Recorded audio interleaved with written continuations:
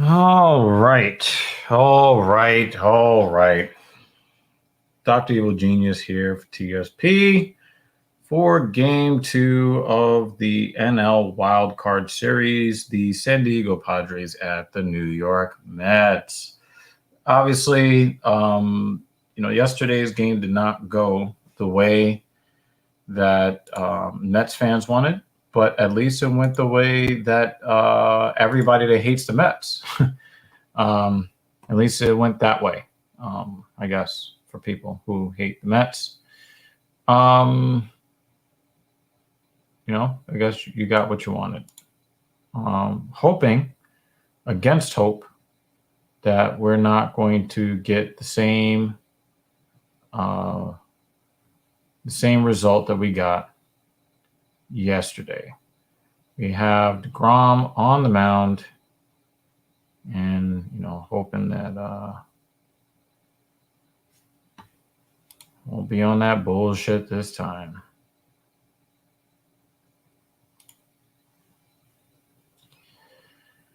Many of us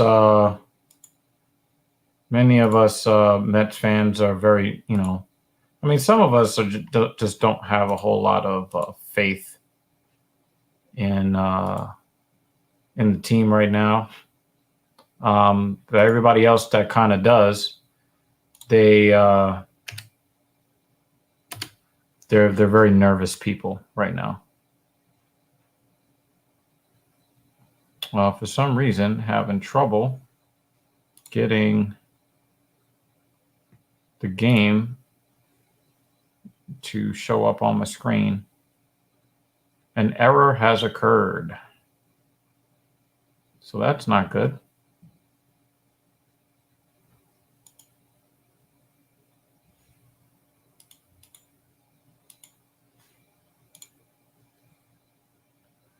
So ESPN Plus, of course, has some bullshit going on with it, as it seems to usually happen. If I click on this Mariners and Blue Jays game, it will play this.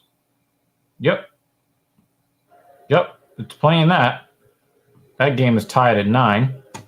But if I actually click on the game I want to see, of course, it does not play. Oh my God. Oh my fucking God, man. But, me being who I am, I'm not just going to take that sitting down. So I'm going to get my iPad started and get this going instead. Insane.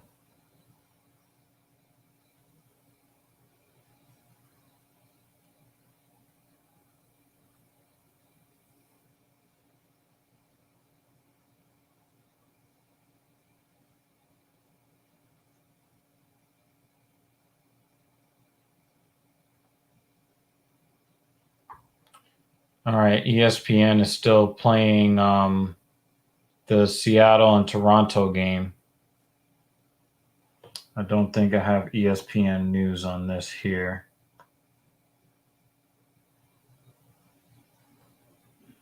But when I go to play the ESPN feed of the game, they say, no, you cannot watch this game. But you can watch this other game that you're not interested in watching, which is on live now, but it won't play it. So I just want you guys to see. I just want you guys to see what I'm seeing. I just want you to see what's on the screen. This is what I'm getting from ESPN right now.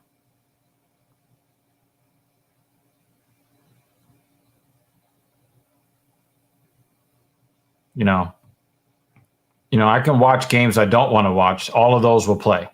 All the games I don't want to watch will play. But they will not play the one game that I actually want to see.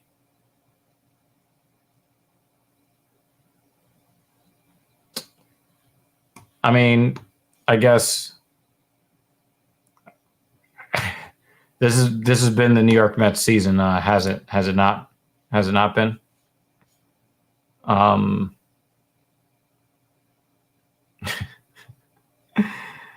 Like, yeah. ESPN is not playing the Mets game right now because the other game has gone long. And ESPN Plus is supposed to give access to this game, and they're not giving access to this game.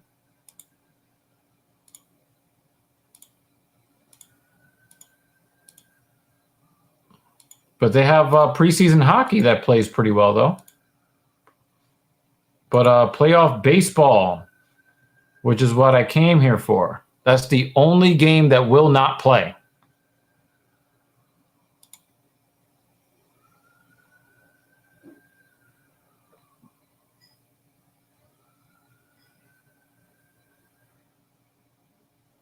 Let's see. Choose a different feed. Saturday, October 8th at 7:30 p.m. This event has not yet started. Oh, man. I mean, I don't know what to tell you, folks. But we do know that it is top of the first inning, and it is still scoreless. Now, whether or not they'll actually allow me to watch the game, that remains to be seen. But it doesn't look like they're going to allow me to watch the game at this point.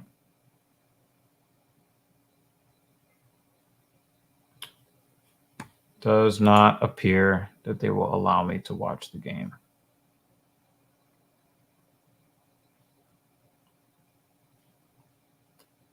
And I don't know. This is what we're paying for access for. Oh, it's not just me. Stephen Fish says absolute nonsense. But good to know that someone else is having the same issues I am having. Yeah, because I'm thinking it's got to be me, right? John Krakowski on Facebook says ESPN2 just started showing it. And I don't think I have ESPN2 either on my cable package because I'd rather just have the let's see if this is part. I don't think ESPN2 is part of my package. And I guess it is because John Krakowski, you're the real MVP, yo.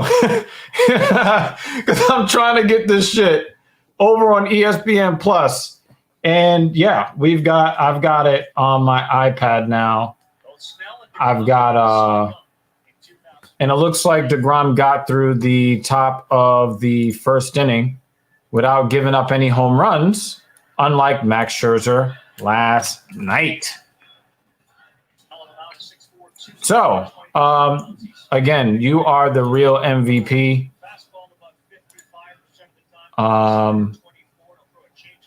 Yeah, everybody give a round of applause to John Krakowski. Round of applause to you. Because, the frustration was building. Let me tell you. This is insane. This is absolutely insane. So here we are at the brink of elimination. We've got Brandon Nimmo at the plate. He is working the count, folks. He's already made Snell throw 4 pitches. Pitch number 5 incoming. And he stays alive. So this is something that Brandon Nimmo has been doing. This is something that Brandon Nimmo has been doing for most of the season when he was the most effective. Working the count, making sure that the number 2 hitter, which in this case is Starling Marte, gets a chance to see the arm motion, to see the release point, to see what the general velocity is going to be on the fastball, what kind of break we're going to get on the breaking ball. Brandon Nimmo is taking enough pitches and seeing enough pitches and, of course, adding a bit of fatigue to the pitcher to start the game off. This is something that has been largely missing from him in the second half of the season, where he's not really working the counts like he used to. But normally good things happen to the Mets when they're working the count and forcing the pitcher to throw more than 20 pitches in the first inning. So 1 on, nobody out after 7 pitches. So this puts Starling Marte in a great position because he's got to see what Snell has to offer. Of course, when you've got a guy fouling pitches off, pitch after pitch after pitch after pitch, and you're getting to see more of his repertoire as early as possible, it makes it easier. It sets the table for the 2, 3, and 4 hitters, even if Nimmo fails to get on base. So it's starting out pretty promising. Now, remember, yesterday, in the first 5 innings, we had a runner reach third 3 times and not score.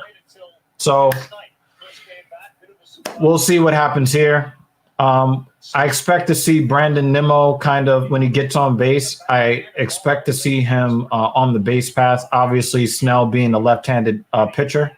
Oh, my God, double play.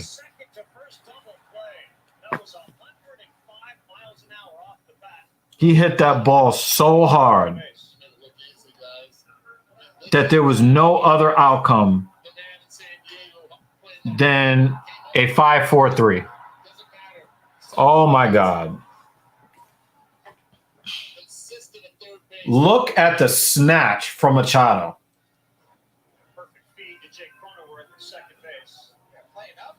105 miles per hour off the bat. And that's that bad luck. That's that bad juju.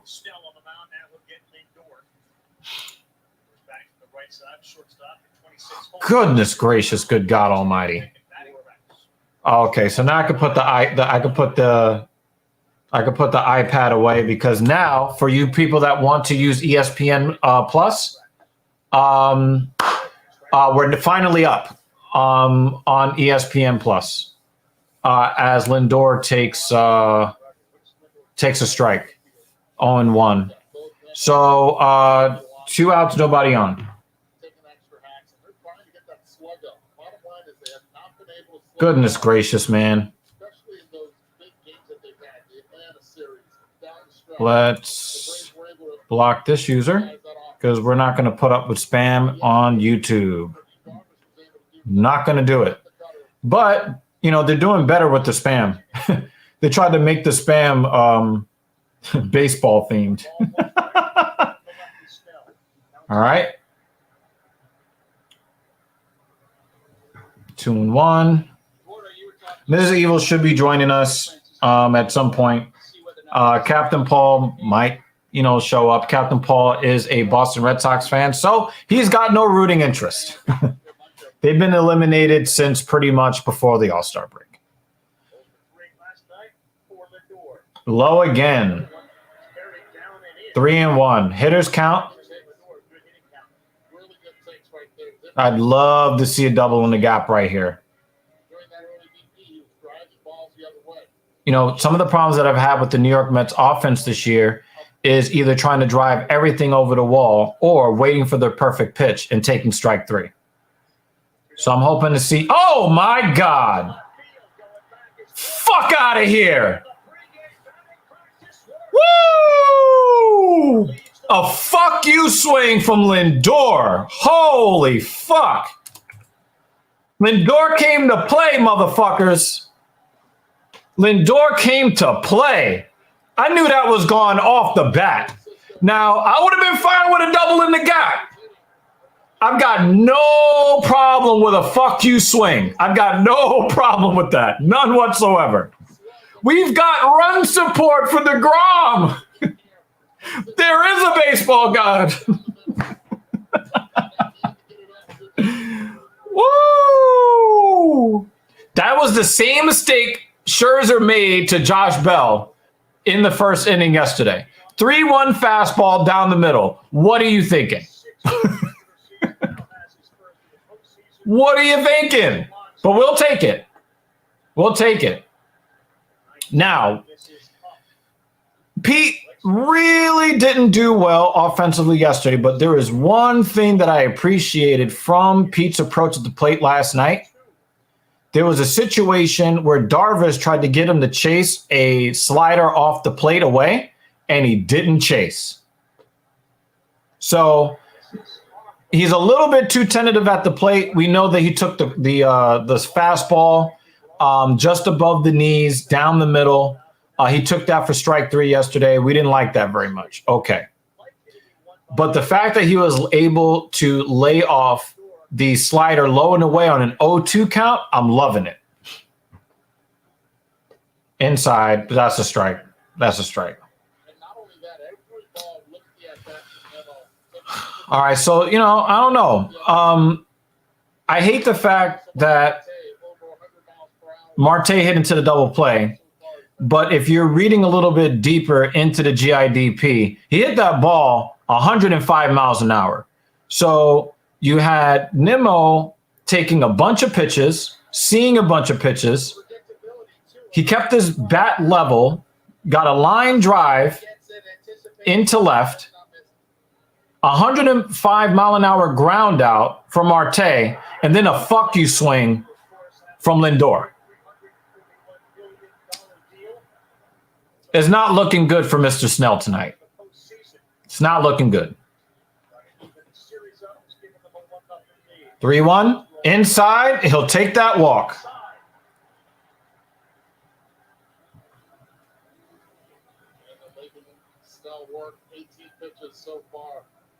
Now, thanks to the ineptness of ESPN, I was not able to see how deGrom performed in the top of the first inning, but by all accounts, that inning went by pretty quickly.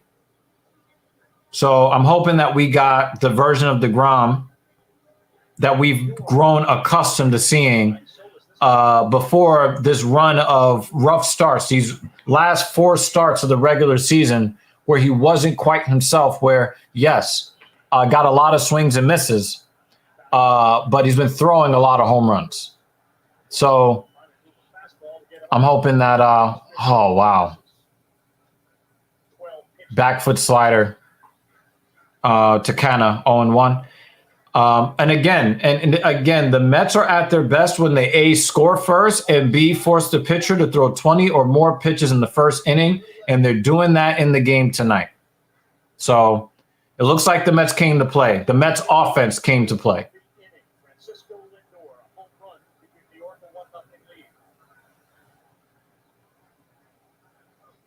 Inside.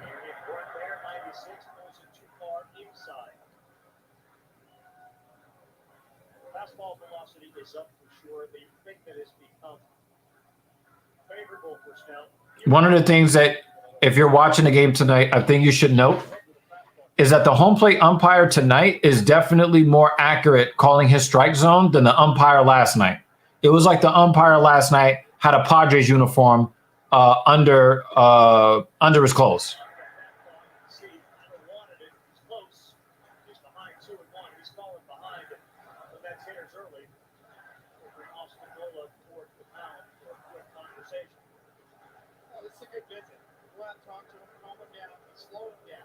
All right.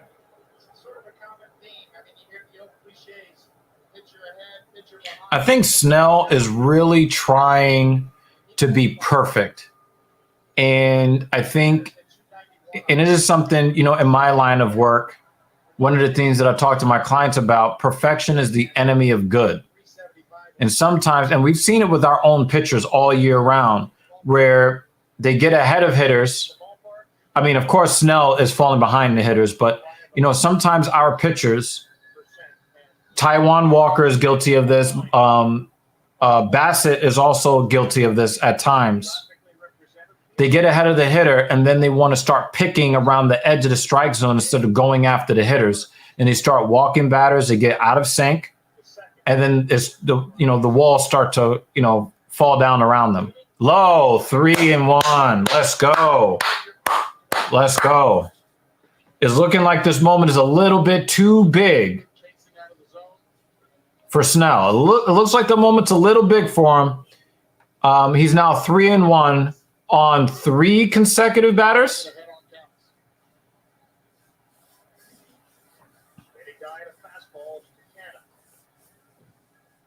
Low, ball 4. Come on, let's get that pitching coach out there. Let's put some more pressure on him.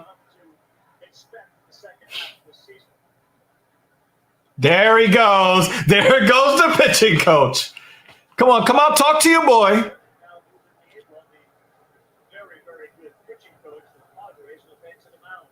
Come on, come out, talk to your boy. It's always good when the road team's opposing pitching coach is coming out to talk to his pitcher in the bottom of the first inning. Met fans have been begging me. Met fans have been begging me to be more positive. Well, I'll be more positive when I see more positive shit on the field.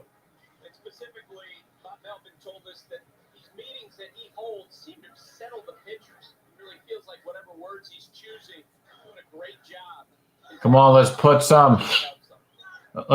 some real pressure on Snell.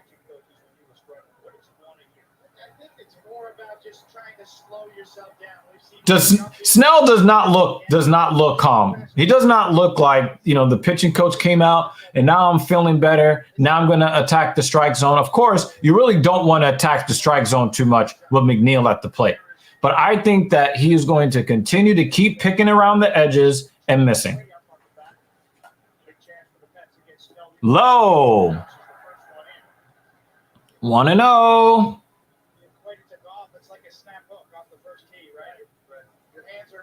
Pitching coach comes out. The first thing you throw is a fastball in the dirt. He's overthrowing the fastball. There's nothing about what the pitching coach was able to do there that really had any positive effect. It just kind of let Snell know he's in trouble.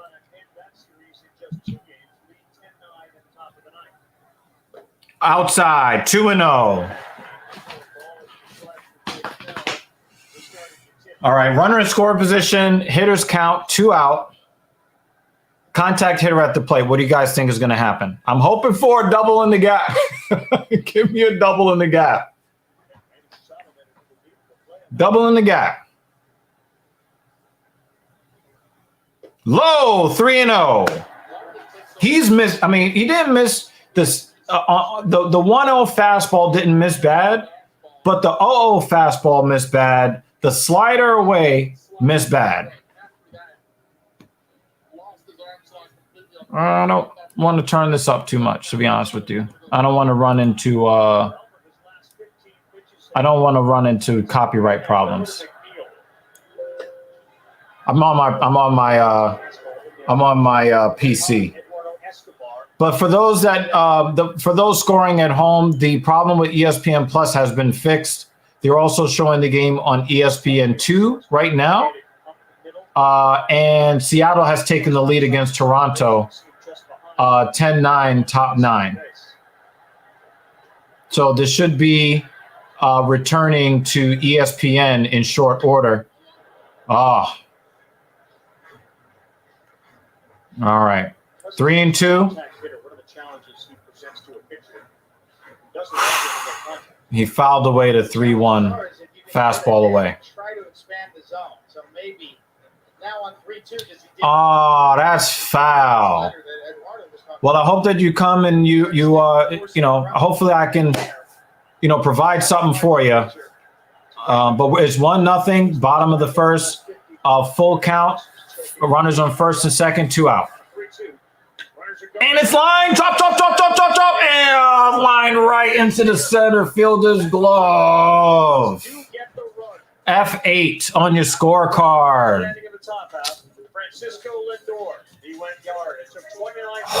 It's a bad omen, man. How many times have we seen Mets hitters abuse opposing pitchers and only score 1 run? Fuck. But good on Lindor, yo. Good on Lindor. Good on Lindor. deGrom coming back to the plate. Coming back to the mound, excuse me. We don't really see him at the plate anymore. Irresistibly smooth chocolate. Oh, God damn it, man. Lindor almond butter, made to melt you. By the Lindt Master Chocolatier.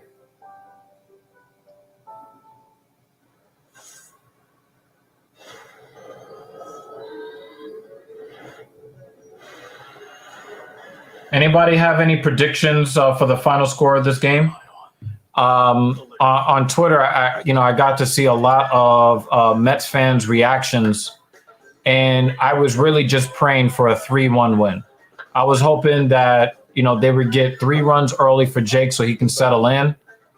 Maybe he gives up one mistake pitch that leaves the yard, because that's the only way you're going to really get anything off deGrom. The only way you're going to score off deGrom is on the home run.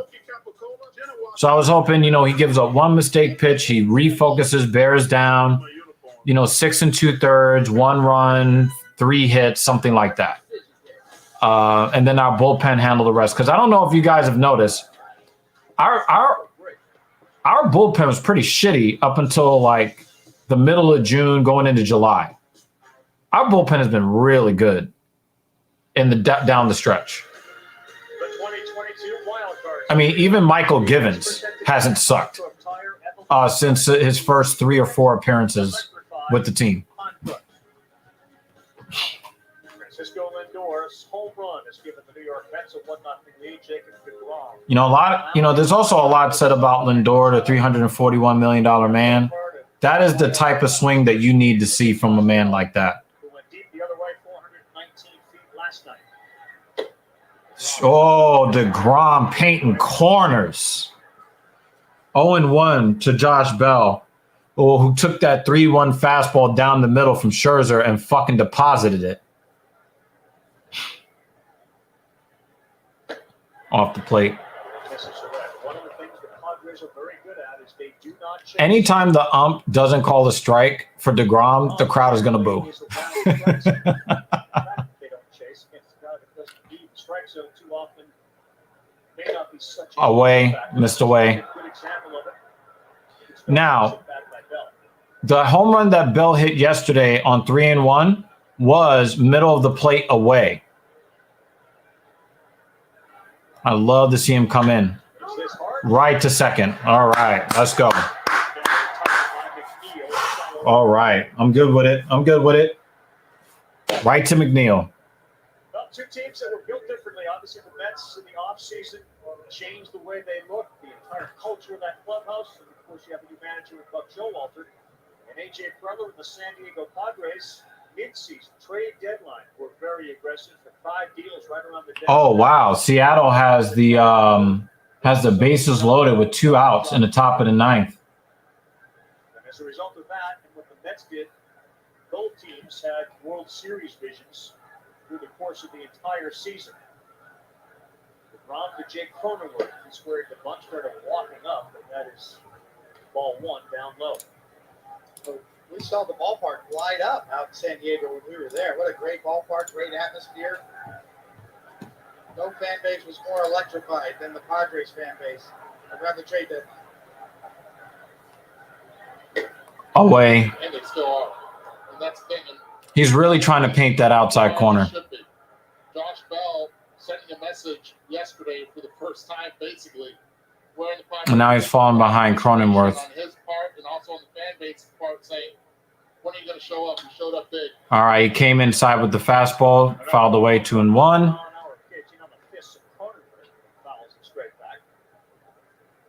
Anytime the Mariners will leave the bases loaded, they grab the lead 10-9. They head to the bottom of the 9th on ESPN. Oh, they failed to score with the bases loaded. So 1-run lead for Seattle, playing in Toronto. 100-mile-an-hour fastball from deGrom. They even it up 2-2.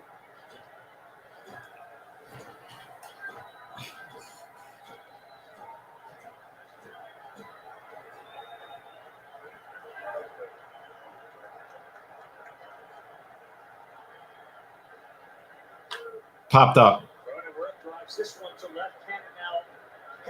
And right in the glove of Canna. Very nice. Yeah, I want to thank you guys for supporting the platform. Dropping that like on Facebook. I really appreciate it. Of course, they don't tell me who drops the like on it from my streaming software, but whoever you are, I really do appreciate you. So thank you very much for that. Normally, our watch parties are UFC, MMA related. But me being a Mets fan, whether or not I'm happy with their performance on the field, I'm gonna ride until they die. So, for the first time in his career, Brandon Drury gets to face Jacob deGrom. Told me in the clubhouse, he says, "I've never faced him, but I'm going to be looking for that number one. That's for sure." Number one with a couple of zeros after it. 2-0 again. Brandon Drury is not a hitter you want to fall behind. Think about the names on that list, including the great Walter Johnson, Clayton Kershaw. There's Jacob deGrom, the best career ERA. Back to 1913, a minimum of 200 games started. Missed away again.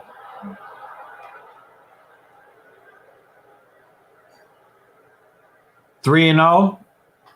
I think you should just walk him. Arizona, the Yankees. I would like to just see him walk him. Here in San Diego. I don't want to play with power hitters here. Wow, right on the edge. 3-1.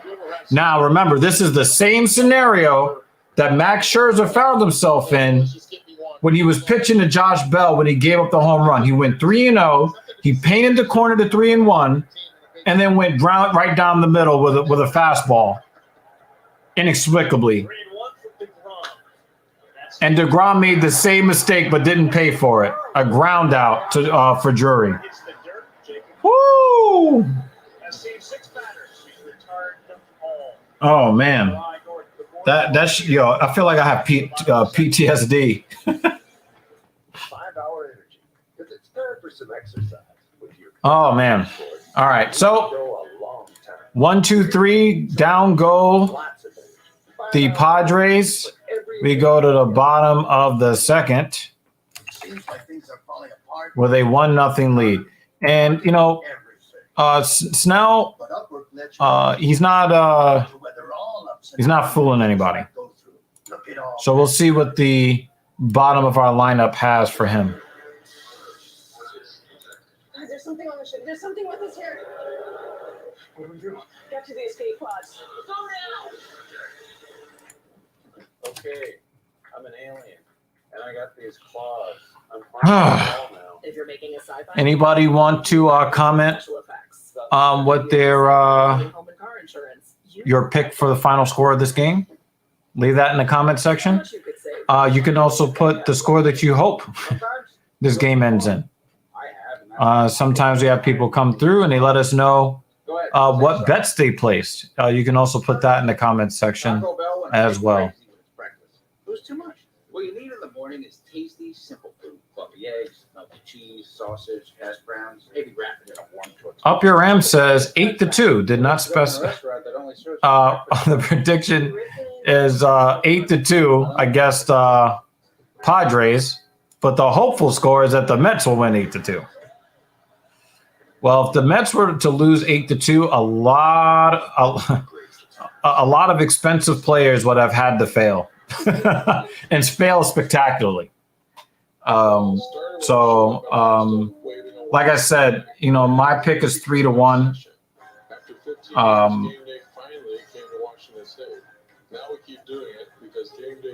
I think that if the Mets can score 2 runs here in the bottom of the second, I believe that it's enough to put enough pressure on the Padres hitters to kind of shut them down mentally before they can get going. Because I think that Josh Bell home run really got the Padres thinking they could win. Wild card winners. TBS, Fox, FS1 next round. Snell to Escobar, player of the month. Big curveball and misses high. That was a big ass curveball. God damn. After we came off the IL, 340, 396, 393, Late on that fastball at 96. He had a couple more hits last night, 2 for 3. Shout out to Eduardo Escobar. You know, he could have packed it in, accepted his fate, batting, 211. But he ramped it up really nicely in September. And then he goes Oppo, opposite field. Beautiful. Only guy to leave the yard and kissed it goodbye, but that was it. 7-1 in game 1. In favor of the Padres. And now Snell needing a quick inning. He swung at ball 2 for strike 3. That's if there was a hitter when you're looking up. It's weird. Snell was just up, and he did not throw a strike. It's a living up there. The first inning, the Mets were disciplined enough to lay off it. Yeah, that is not a great at bat from Escobar, but I'm willing to excuse it because his confidence is really high. Here we go with Darren Ruff, who's done almost nothing as a New York Met. Now he's had a couple of big time RBIs in somewhat meaningless games, but they were high leverage situations for the game, even though the games were in high leverage. It would be really great if he hits his first New York Mets home run in the playoffs. That would be nice. Darren's been dealing with some neck tightness. Appears to have alleviated itself. Yeah, it doesn't look like the ESPN broadcast crew believes that Darren Ruff actually had a neck injury. I didn't believe it either, to be honest with you. I thought that they just used it to get Alvarez. Oh, man. And here come the boos. Here come the boos. Ruff just struck out on 3 pitches. And he is tardy. Holy crap. Look how late he – oh, my – and he swung at strike 1. Ball 1. Curveball. Got their eyesight up there. Then after that, it was that was not good. That was not good at all. 6 straight strikes. And everybody knows that Alvarez is standing there. Just hey, I'm here. They had a choice between putting Darren Ruff in the starting lineup at DH or Frank Alvarez, and they went with the veteran. Oh, he's got good numbers against Snell. Oh, he's got good numbers against San Diego. Blah, blah, blah. He doesn't have good numbers as a New York Met. And he looked like he didn't even belong up there. So, it'll be very interesting to see, depending on the game situation, the third time around the lineup, will Buck go to Alvarez and take Ruff out of the game? If Alvarez comes through in such circumstance, do they leave Darren Ruff off the NLDS roster should the New York Mets make it that far? Oh, somebody laid off the high fastball for once. 2-2. All right, 2 outs, nobody on. Not really expecting much out of this inning.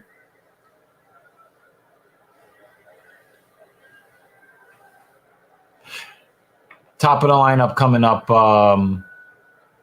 in the bottom of the 3rd. He swung at ball 3. Fouls it off. Snell is still not throwing strikes, y'all. It just looks like he has because Eduardo had a bad at bat and Ruff had a bad at bat. But so they would think that there's a little more to Nito, especially against us. But he still hasn't found the strike zone. Ooh, he laid off that. Nito really wanted to swing at that inside slider. Slider to the 4-seam, the change up to the hook. Ooh,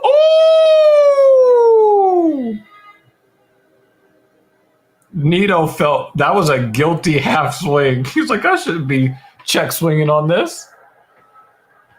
2 down, bases empty. 3-2. That's high. Good eye, Nito. Good eye. Good eye, Nito. 9-hole hitter with 2 down.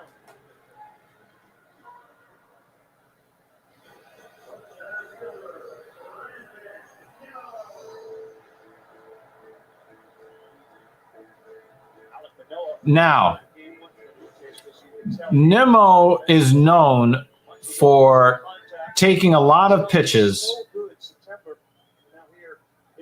in his first at bat and then not seeing many pitches in his subsequent at bats thereafter. What I'm looking for from Nimmo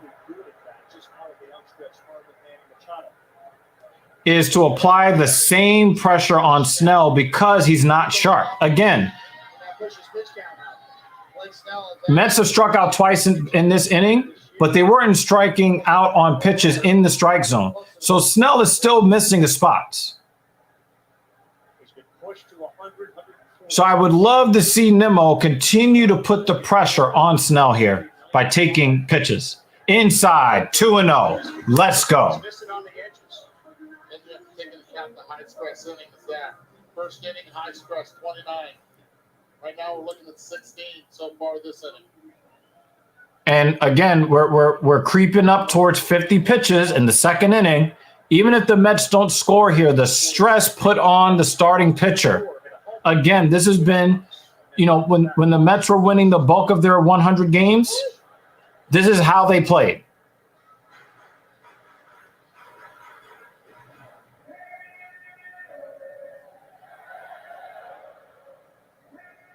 So that was a good take, even though 2-0 down the middle.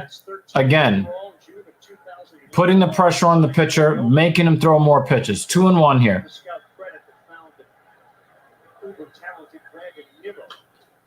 And, he's not going to get him. He's not going to get him. He's not going to get him. Safe. Infield hit. Put that pressure.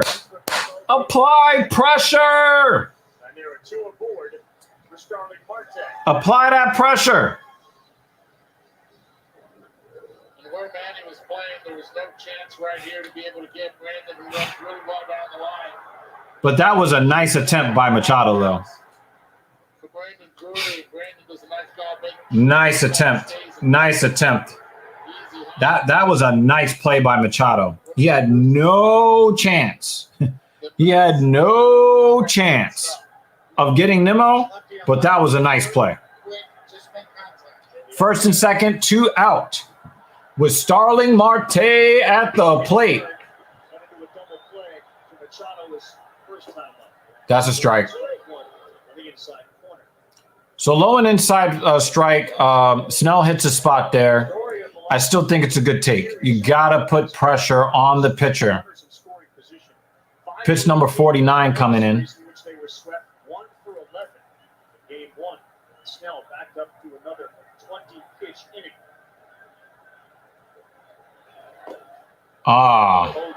That was right in Marte's kitchen. 0-2. All right, so Snell's going to throw 50 pitches in 2 innings. So as far as I'm concerned, even if the Mets do not score in this inning, it is still a productive inning by virtue of the stress that they put on the starting pitcher. Now, if we had a little bit more discipline from our hitters that led off the inning, this inning could be Snell's last. But Darren Ruff seems to, be playing against us sometimes. And Escobar was feeling himself just a little bit too much. How about Gonzalez? His first career postseason home run is a walk-off home run in the bottom of the 15th inning for the Cleveland Indian Guardians. Popped up. He got under it. He got under it, y'all. He got under it. On ESPN after the break, the Mets leading 1-0 over the Padres.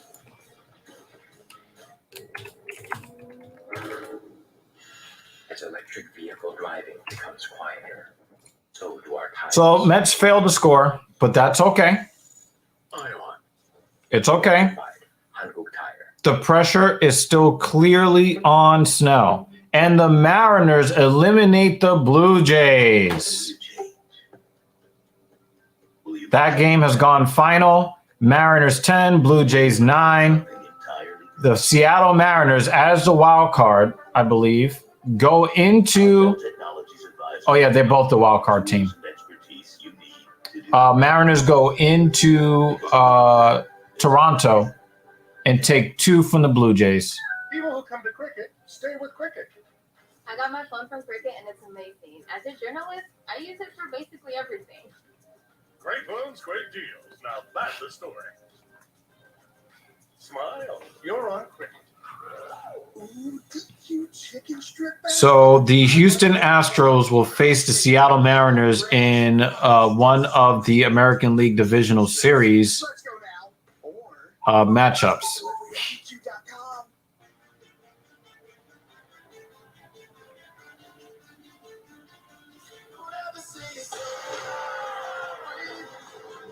Oh wow, Kluber was still in the game when he gave up when the home run was given up.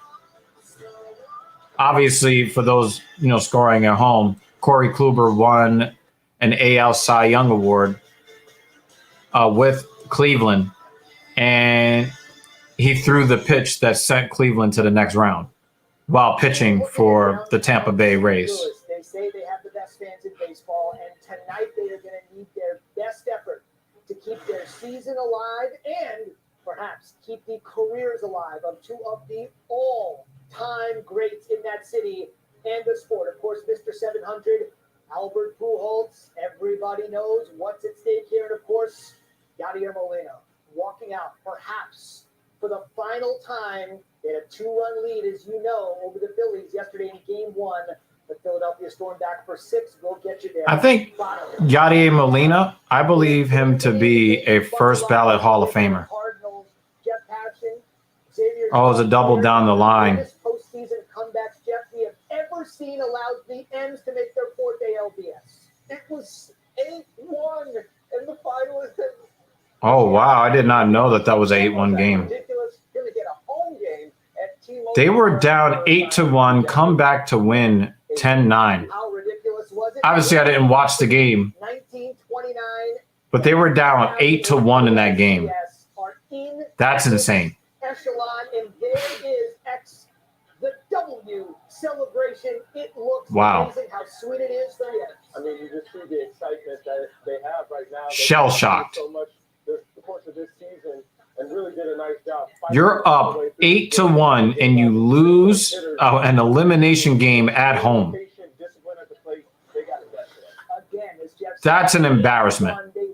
Yep, Corey Kluber. He threw the home run that eliminated the Tampa Bay Rays.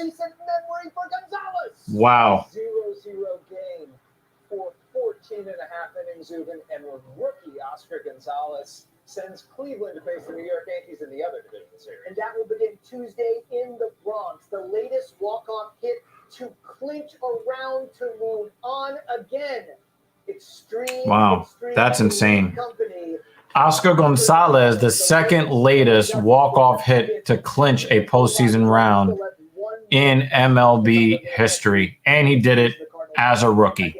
Today's any indication of what's to come.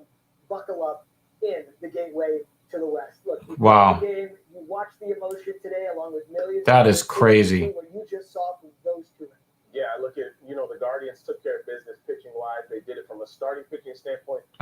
Pitching was amazing today. I know we're supposed to be going to the top of the third.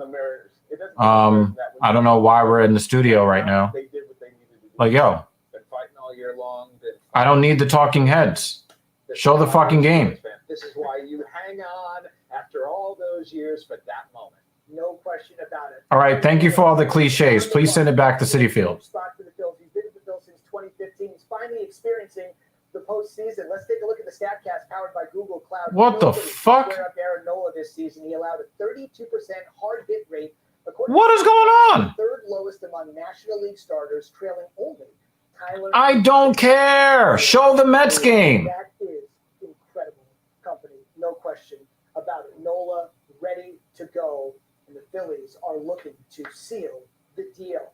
Fellas, as you take a look at the Phillies lineup, I don't care. Show the fucking Mets game. Yesterday to put the cards on the board. Yeah, and I look at the power has to take a step forward today. This is what this team has been. What the fuck? Power production. We started at the top of the lineup. Kyle Schwarber, who had 46 home runs throughout the course of this year. He'll lead it off. But I also look at Bryce Harper. He's got to be the MVP candidate we've seen in the past. I don't understand. Take a look at what's going on the St. Louis side. Of course, this could be the final march for one of baseball's. I can't believe they're doing this to me right now. And Albert Pujols hitting second in this game. You see Yadier Molina down in the 8th hole. Look, the Cardinals didn't do a whole lot. I don't care about these other matchups. Show the game that you're supposed to show. Oh my God. Grisham just hit a home run off deGrom. I don't understand.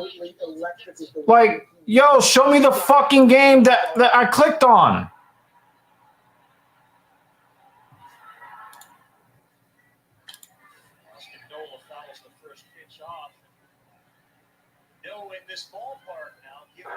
And deGrom just threw a home run. Fuck me, man. No, in this ballpark now, given what Scherzer did and what deGrom did against kind of a long ball, hurt them both, but certainly hurt Scherzer last night, and Grisham now has hit and fuck, man. Giving up home runs to shitty hitters. I don't understand. Stunning Jacob deGrom. The look on his face. Shell shocked with that swing. Giving up home runs to shitty hitters. Tell you what, fellas, Jacob hit his spot. Sometimes you have to take your cap off, and that's exactly what you have to do. What a turnaround. With Grisham, known for his defense, 98th percentile this year. But it stayed still. deGrom, as soon as he hit it, he knew it. Giving up home runs to shitty hitters. I don't get it.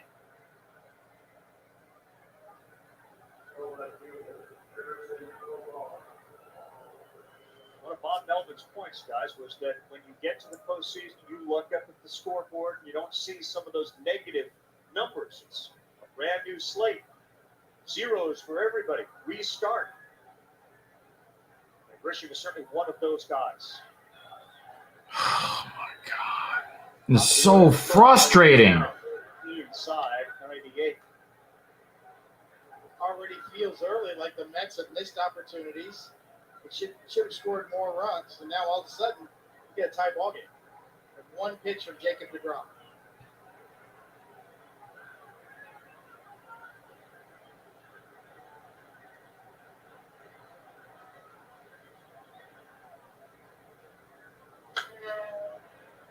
Comfortable swing from Profar.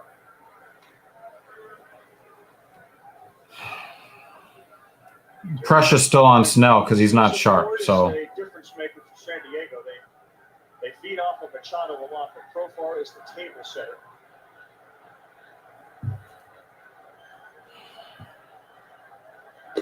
low. There was a mid-August 2-1. Bob Melvin in which he told Jurickson, sometimes trying easier, putting less pressure on yourself will help, as opposed to trying harder. And since that meeting, Profar has been a better player.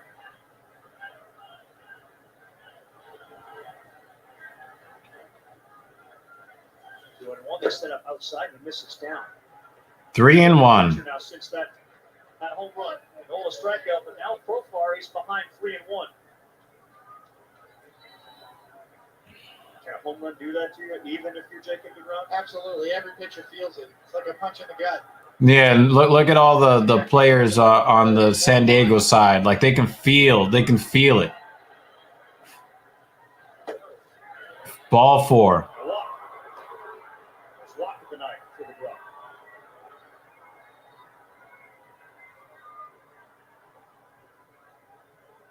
I cannot believe. Larritz, of course, famous in New York for what he did with the Yankees. Ken Caminiti. I cannot believe. Trent Grisham, a sub 200 hitter, in back-to-back nights is taking Scherzer and deGrom deep.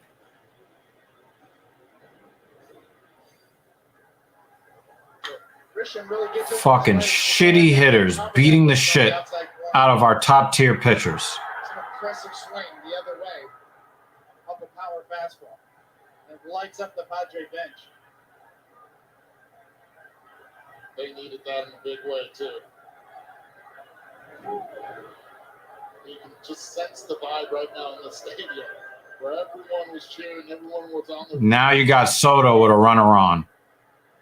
And Soto hasn't done shit in the second half, so naturally he should put one in the upper deck. You know, if he's throwing stuff like this, it's no hit stuff. So it is one of those moments that knock you back if you're a Met fan. Like, oh, okay, it's not going to be a no-hitter tonight. He may not strike out 15.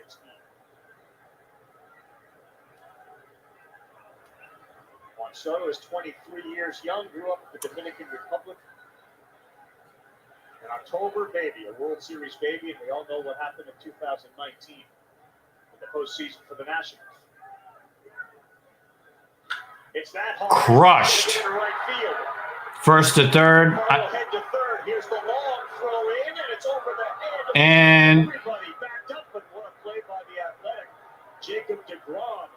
Bounced off of the wall, and he barehanded it. the airmail throw Was very from bouncing out of play. That's the first throw from Marte. from starting Marte in right field with that displaced middle finger. Wow. in his right Second hand. and third, 2 outs. Spoken to him. deGrom unable to close this inning down. That ball almost hit Profar's foot on the way by. Sales ends up allowing Soto to go to second base. Now you have runs in scoring precision, and the best player on the San Diego Padres team all season long, Manny Machado at the plate. Yeah, huge spot. Machado at the plate, second and third, 2 outs. One of the things that I've noticed is that every hitter now in this inning, every time deGrom goes to get set up the pitch, they all call timeout. You think about walking Manny Machado, you're going to pitch carefully, or is deGrom confident enough in his stuff to challenge him? Oh, that was off the plate, but he gets the call. Manny knows it too. Yes, deGrom, the Rebecca Walter. Manny knows it too. Right here, he's got your elite pitching. I understand Machado's elite, but Josh Bell on deck to hit a shot to the second baseman. Jeff McNeil last time up. I agree. See if you can get Machado to chase. Do not give in. Oh, my God. That's off the plate. 1-1. This is outside. Good call by Guccione. One of the things I've noticed the Padres hitters are doing, they're calling time. And that One of the things that I've seen the pattern from deGrom is that he's trying to go away from all hitters. He's going away to right-handed batters. He's going away to left-handed batters. And he spikes one. 2-1. It's a run-saving block right there. Recognizes it. Doesn't try to catch it, just deafens it right in front of him.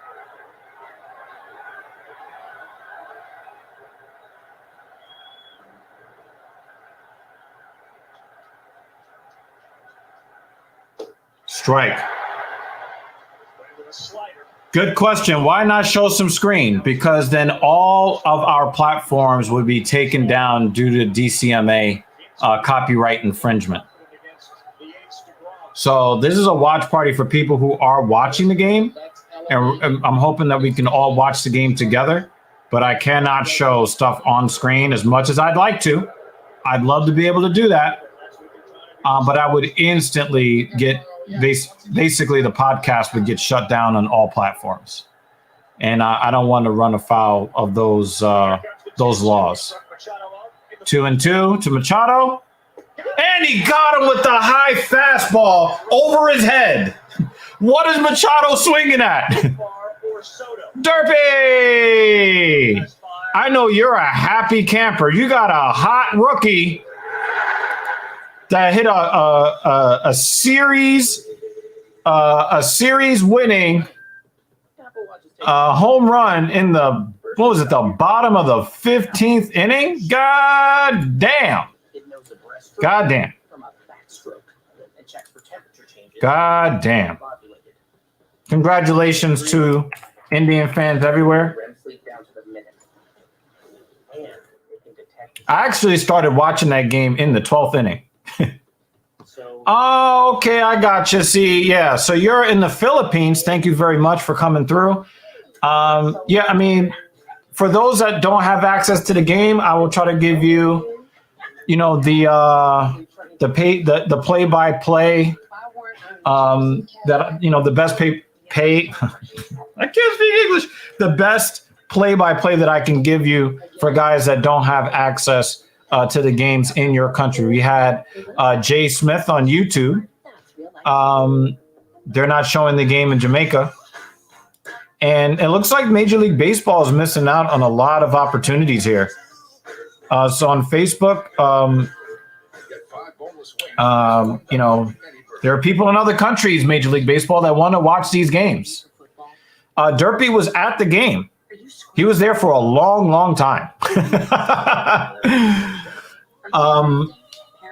The game-winning hit was the 12th hit of the game.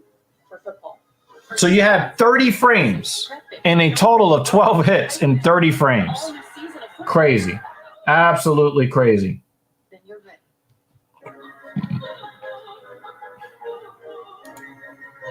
Yeah, I mean, I didn't start watching that game until the 12th inning. Competitive. They're a good team. He's a good pitcher.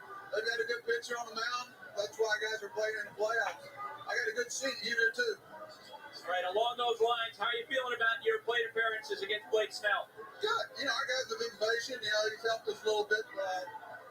Pitch counts don't mean a whole lot this time of year, do they? But, the guys have grinded. They didn't earn everything. Good pitchers, you have to do that. Fuck, thanks. I didn't know a motherfucking thing about that guy until he went fucking gonzo on Corey Kluber, who won the Cy Young for your team. Lindor homered his first time up. It was a mammoth blast. Like he crushed, and he doesn't really hit too many home runs from the right side of the plate. He does most of his home run damage from the left side of the plate, but that was quite a swing from Lindor. Away, 2-0. That is funny as shit. That is really funny, but congratulations to you guys. I think you guys play the Yankees now, if I'm not mistaken. But yeah, congrats. Oh, that's a strike. That's a nice pitch from Blake Snell there. That's a nice pitch. Wow. That's some paint. That is some paint. 2-1 to Lindor.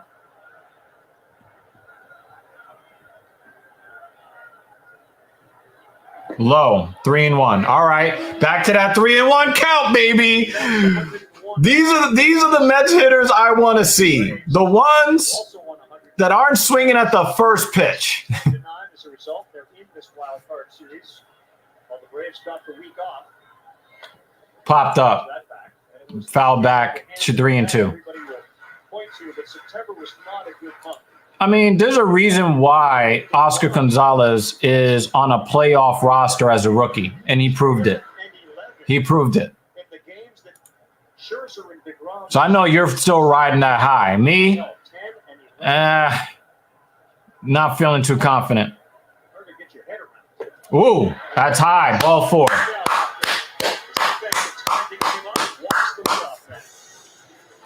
Just get on base. Like I said, I'm a season ticket holder with the New York Mets, and I go to these games and I say the same thing every game. We don't need a 14-run home run. Just get on base, please. Just get on base. I beg you.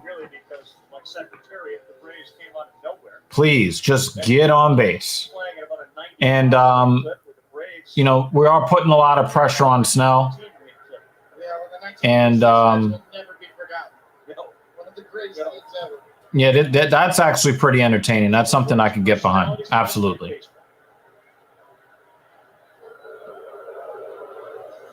Now, I don't really expect Lindor to be running because A, he ran last night, and B, it's very difficult to steal bases off left-handed pitchers. Now, the Padres catcher seems to be a catcher that can be stolen on. But I don't really want to see large leads taken against left-handed pitchers. I don't really like seeing it. I don't know if Mrs. Evil is going to join the stream, but she may join later on. I'm not sure. Going traditional signs, no pitch count. Maybe because of the noisy crowd here at City. So Darvish ended up doing that last night. All right. Lindor off first. They will go back there again. Snell's trying to keep him close. Twice the next time. He's trying to keep him close. If he doesn't, then it's considered a ball. An effort to increase action on the base paths. Some base stealing last night. It was very different. Darvish on the mound, Nola behind. Yeah, you might, if that Oscar Gonzalez guy is going to keep hitting like he did to end the game in the 15th, you're going to see a bunch more people show up with SpongeBob shit. 96. But again, congratulations to your Cleveland team. Obviously, I don't root for the Yankees. I don't root for the Yankees. Now, I'm not going to start talking a lot of shit, but I'm just going to say I don't root for the Yankees. So, take that as you will. Oh, he reached for it. Strike two. And it looks like Alonso got a little different stance. It's sort of evolved and changed here late in the season. A little more closed. A lot more closed. And he had told me, look, I wanted to stay a little bit closed, but as the season was going on, he was finding himself getting closed and closed a little bit more. Found it a little concerning because the pitch hard in, is he going to be able to turn on it? Will he be able to get extension and keep it fair? 0-2 to Alonso. Popped up. 0-2, and Nola will That's how to play. back in the seats. All right, so he's still in his at bat. He's still in it. His camera is the same camera 1 on, nobody out. where the 0-2 to Alonso. station is as well, SNY, and also where we always have it on Sunday Night Baseball. We're able to tell from that angle the 2-0 right now, the 20, the Alonso name. Usually, when he was squared up to the pitcher, We're looking again. 2 in his back. We want more pitches thrown by Blake Snell. He gets in his position. Throw more pitches. That was never there. High. And as a hitter, why would somebody do that? The logic. Yeah, I mean, Cleveland, didn't have the greatest, regular season, obviously. Right center. They were the He felt that he was pulling off. AL division winners with the worst record. He wasn't recognized. They were playing a team that had a better record than them, That's why he's not but playing. That's one of the reasons they did the damn thing. he's playing in Georgia. They did the damn thing. And they're still trying to keep Lindor close. 1-2 to Alonso. Of course, we want to stay out of the double play here. Mickey Man's game right now, Francisco Lindor. Might have seen something over there from Snell's move.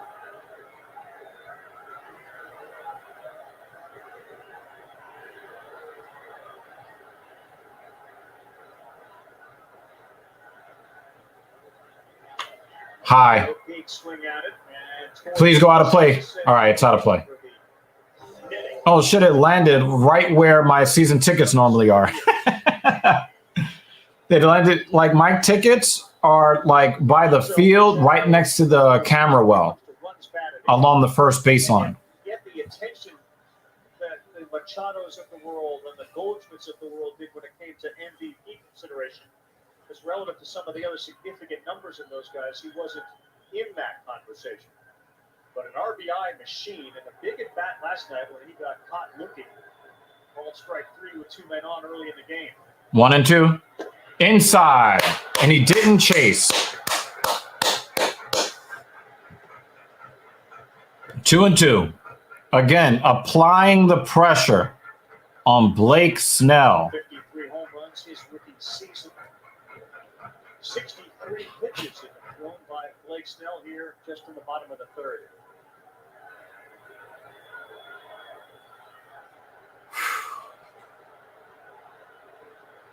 Plenty of room between Cronenworth and Drury holding Lindor on the right side. Oh, fouled back. He was on it. He was on that pitch. I don't know if he's going to get a pitch to hit that good for the rest of the at-bat. A little better timing on that one. He was on it, timing-wise. He got underneath it. Generally speaking, Yep. the more pitches in an at-bat, the advantage goes the hitter's way. But one of the things that I love about this Alonso at-bat, he's got good balance at the plate. He's not chasing, forcing Snell to throw a lot of pitches. Low, in the dirt, slider, 3-2. I love it. I love it. We're about to see the 9th pitch to Alonso. So he's got his chase already up with the fastball. He lowered his eyesight. It's really funny when you look at the rich people seats. Nobody bought those tickets. They're like, nah, too expensive.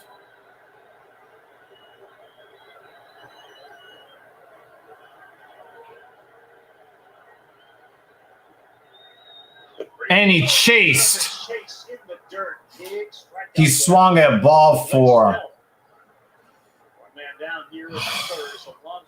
But he made him throw 9-10 pitches, you know?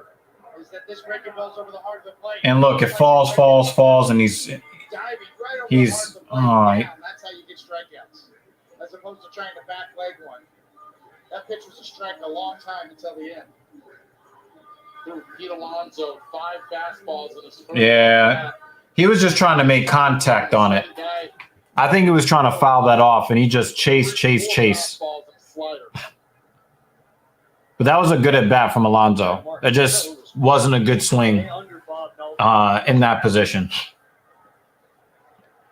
Mets are batting 091. No, they're batting 111 with runners on base in this series. The only times they've scored are on home runs. That's a big-ass curveball that he's throwing up there. I think that a lot of pitchers are learning from the likes of Scherzer and deGrom, and they're going to their 3rd or 4th pitch to start an at-bat to just get a strike call on a pitch that the hitter is not looking for. So he throws that lollipop-ass curveball up there, knowing that that's not what the hitter is looking for to get a free strike. So can't really be mad at that. 1-1 to Canna. Good count right now for Francisco Lindor. He gets a good jump to go 1-1, 1 out.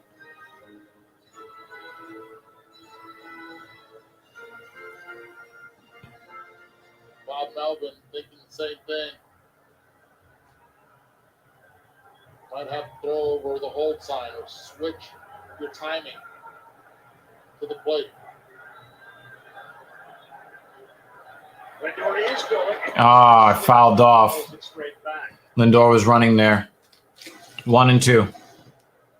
Guys, I was just texting with a Maybe that was a hit and run play. This was the double play, and again, this highlights the Mets' inability with runners on to deliver the big hit. Although the Marte was hit hard, and that ball there was hit on the nose as well. Here's starting Marte just popping one up. 2 for 18 with runners on. Buster, what was your point?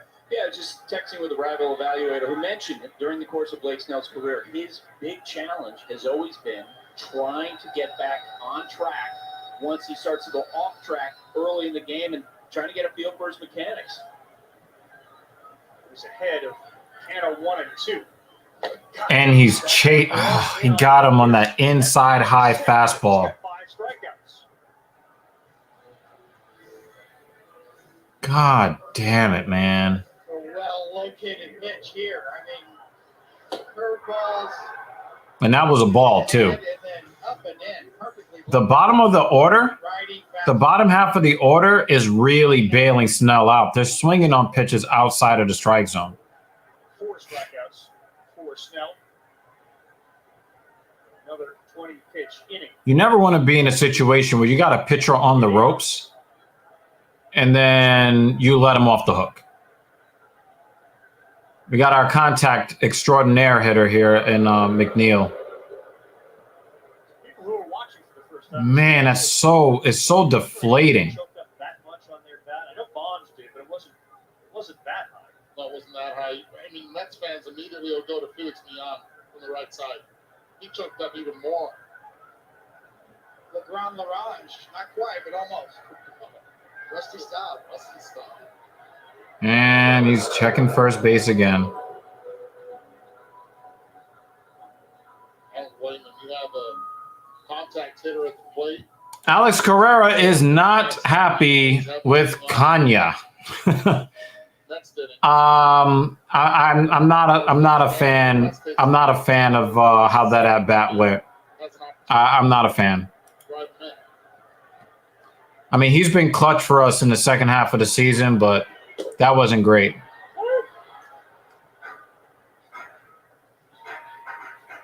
Oh, and 1 to McNeil.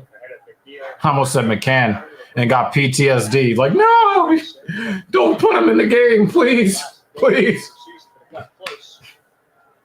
Freddie Freeman by point.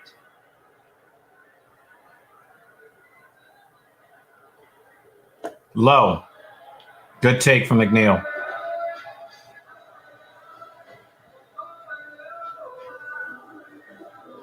Really been a pitch Snell has thrown 72 pitches grinding to make some pitches. in the third inning. With some atta balls, some hard hit balls at fielders, but also has made some really good pitches from his end. 1-1. Ah, Brown, Cronenworth will. and he grounds out the second. Lindor will be stranded on the bases. They are 2 for 20 with runners on. Our score at the end of 3.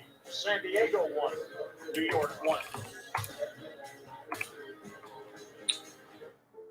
I mean, Mets are putting the pressure on, but you got to put the pressure on the scoreboard. 1 second.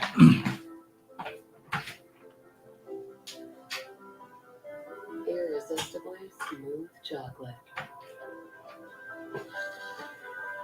To put the world on pause.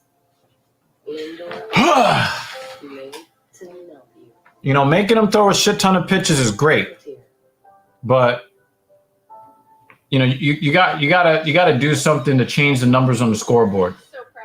I am the most proud. You're the loudest. Get your tickets if you're on the long way from her. A very long way, please. And see George and Judy. Oh my God. Now you want to high five. No high five. Crank up the charm back together on the big screen. I don't think Julia Roberts or George Clooney are going to do any movies that don't have the other in the movie.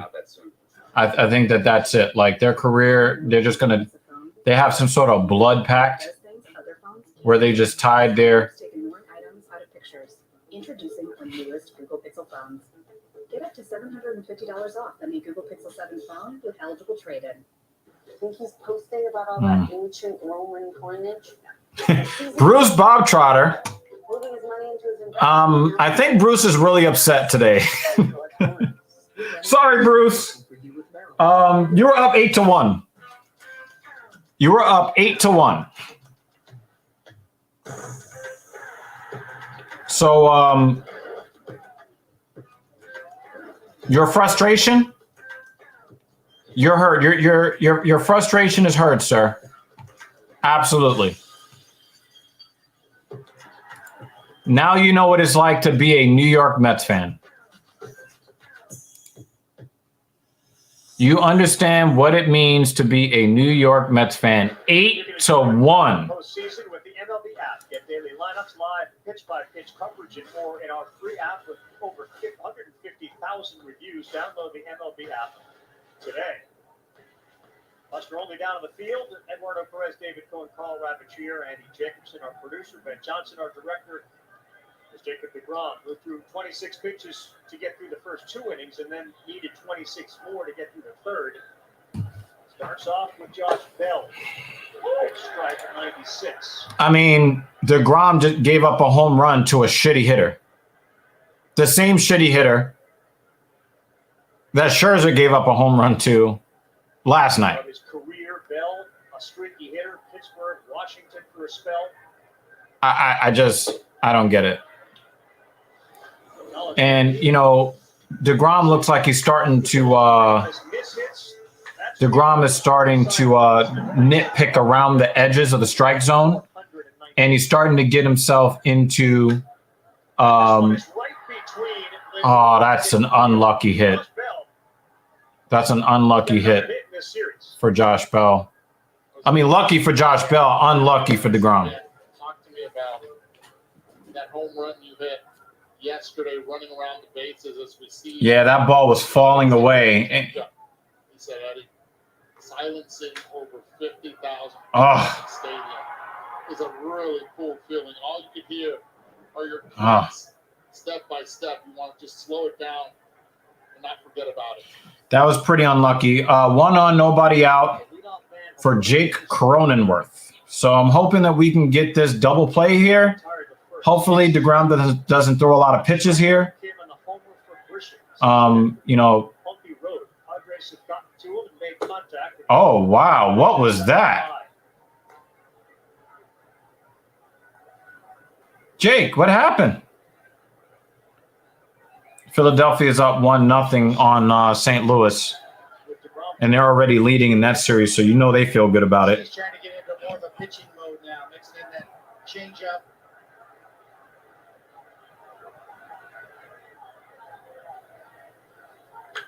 Popped up. Out of play. 1-1. Quite comfortable in cold conditions. Went to the University of Michigan. Basically grew up with ice skates on his feet, played all sorts of hockey. Considered that as a career. Here it is at 50 degrees. Some cold conditions in as well.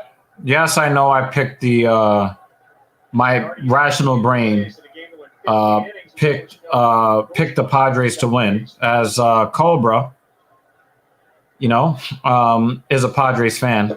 Low 2-1. I'm still nervous as shit. Yeah, obviously, I don't want my team's season to end here. Slowed the whole game down.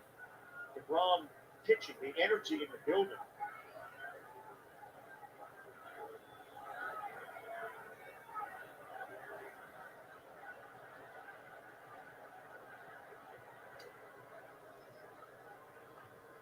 Don't you ever have a blister? Yeah, DeGrom has been pretty shaky the last 4 starts before this one. Jacob DeGrom's hand right there. You can see the blister. Yeah, you know, But the thing you try to do is he's mistake prone. You know, he knows how to control the game, but he throws that one pitch. Yeah, that's not a strike. He throws that one mistake pitch, and it goes over the wall. And, you know, yeah, because we shit the bed ourselves against the Atlanta Braves. We ended up with the same record as the Atlanta Braves. And because we lost the last game that we – there it is. Turn it. Oh, fuck. Too slow. Just 86 miles an hour. Multiple hopper to Reyes. It was too slow to turn a double play. Just ask Siri, who leads the That ball went right to Lindor, but it was too slow on multiple hops. Yeah, so we're in the wild card game right now, playing against Cobra's Padres.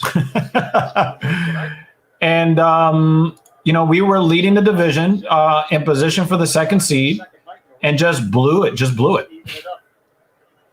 So now we're facing elimination at home to the Padres, who barely made the playoffs themselves.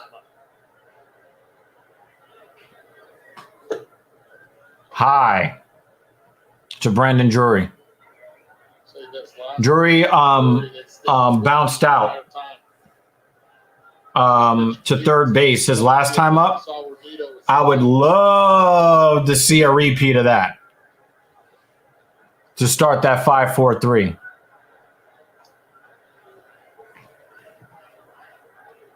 Oh, they're in 5 and we're in the 4. Yeah, it's 4 versus 5, right? Yeah.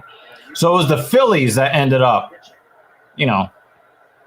but San Diego was struggling a lot after the trading deadline.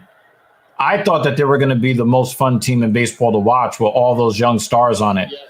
But then you had the Tatis Jr. problems. Obviously, he didn't really play the season anyway with the injury. But then, he tested positive. Nobody trusts him anymore.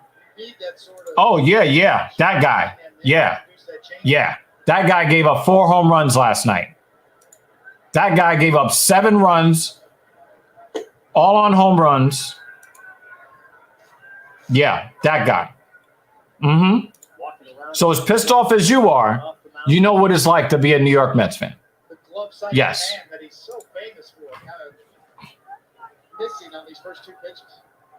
6 of them. Yep. Pitches so far have been up. That's what happened, Bruce. That's what happened. $43.3 million. Maybe the Mets should have let the Padres have the series there.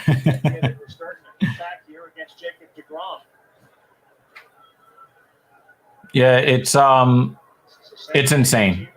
Absolutely insane. deGrom is 3-0.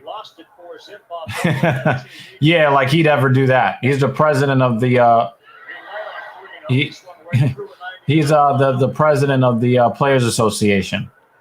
He ain't giving up shit.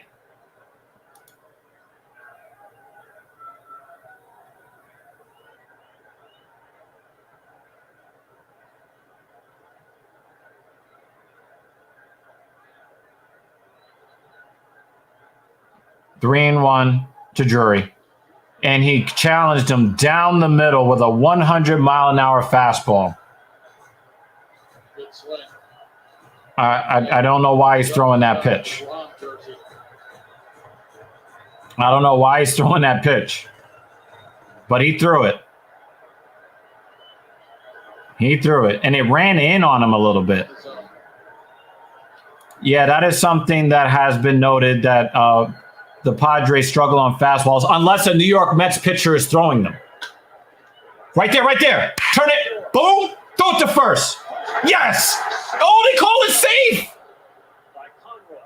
Oh, I got to see a replay. Naked eye, he looked out. Buck Showalter holding on for a minute here, trying to see if they're going to challenge or not. They're not going to challenge it. He's safe. Oh, he actually is safe. Wow. Clearly safe there. Wow. Chris Conroy, first base, getting it right. Wow. Naked eye, looked out. Quick feed here by McNeil. That's what I was concerned about. Was he still on the bag there before he caught it? The transfer was too slow. They switched Drury's at first, and Nah, but also like it he was safe. Hey, that's why they went to look at the replay, man. They went to look at the replay.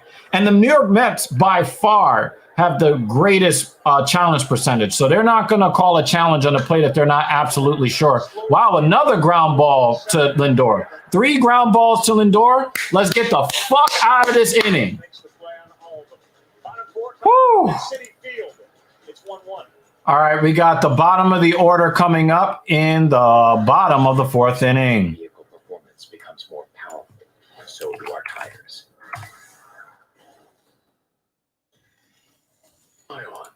Oh my God, man.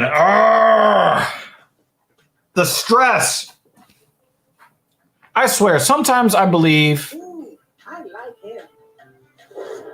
it's easier rooting for a 70-win team. Because none of the games matter. So you don't get so stressed. Yeah, well, the Mets are the higher seed. So the Mets have the game at home, which makes yesterday's loss so much more egregious. But one of the things that I've noticed about New York Mets hitters in the last week, they really do struggle against pitchers who have windups that include a hitch in the delivery. And I think that I'm starting to see a pattern of more pitchers having a hitch in the delivery. And what I mean by a hitch in the delivery, I mean that when they come set and they push off the rubber, when they step off the rubber, they kind of pause their delivery with their foot in the air and kind of pause and then continue their delivery. That disruption disrupts the timing of the hitter, and I do think that it does have an effect on them. Kenley Jansen had a wild time trying to get the Mets out last Saturday, and that was one of the things that we noticed is that little hitch made it very difficult for the hitters to get the timing down. And Yu Darvish has a very similar hitch in his delivery. And, that was something that, if you guess right, it's all, oh, wow. Fucking Bryce Harper. Remember him? Woo! That's a big swing from Bryce Harper. Ugh. We've got a couple of do you think questions. Do you think deGrom is gone after the season? I believe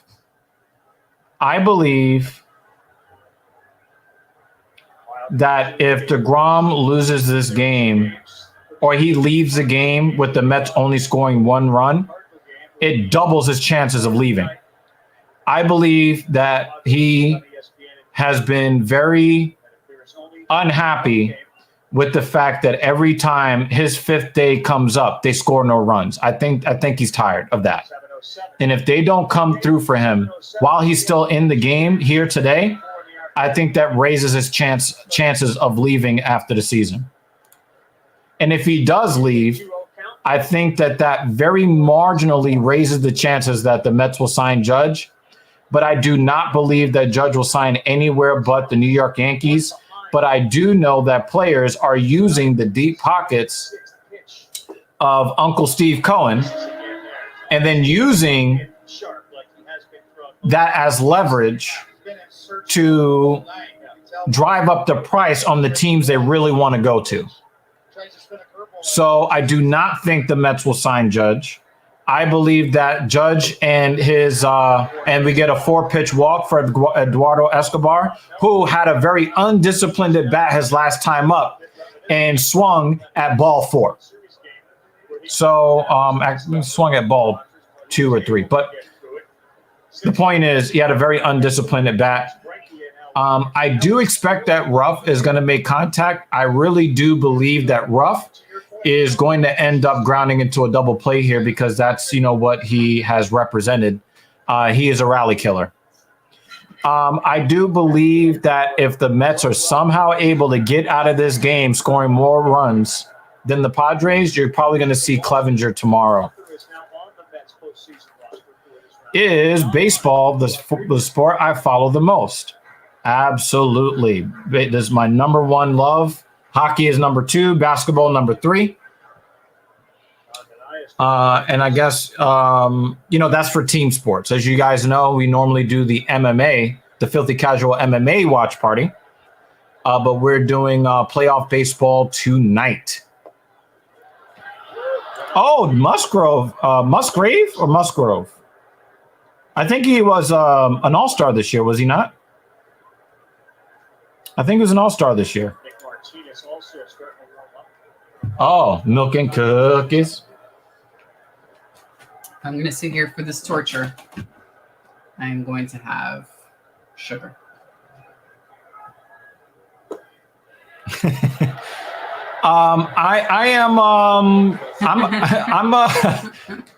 I did not get into MMA. Did we didn't get into MMA until like 20? He didn't even say he's 2015, going after 2016? your shins or anything like that. He went straight for the KO. But that's it's better to get KO'd quickly than to get your body beat up. Super.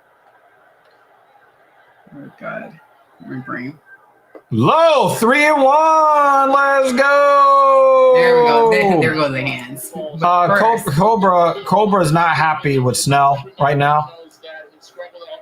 Not happy with Snell right now. Offended. God, why can't I get that word out? Because I need a cookie. Yeah. I need some sugar. Would you like one?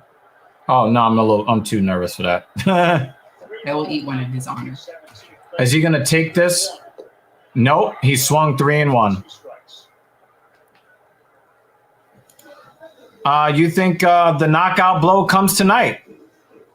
I picked them to win in 2 games. I picked them to win in 2 games, and I'm hoping that I'm wrong. But it's 1-1, bottom of the 4th, 3-2 to a terrible hitter. What do we got? Go extra innings like that game. And he fouled it back. That was his pitch right there. That was his pitch. Ruff is not going to get a pitch like that the rest of the at bat. I think that Snell is going to try to get him to chase. Snell is going to try to get Ruff to chase a slider down over the middle in the dirt. Let's see. Inside ball 4. He went high fastball. You got a point there. Ruff did not kill the rally. Holy crap. Wow. This dude only eats raw cane sugar because he's a hardcore vegan.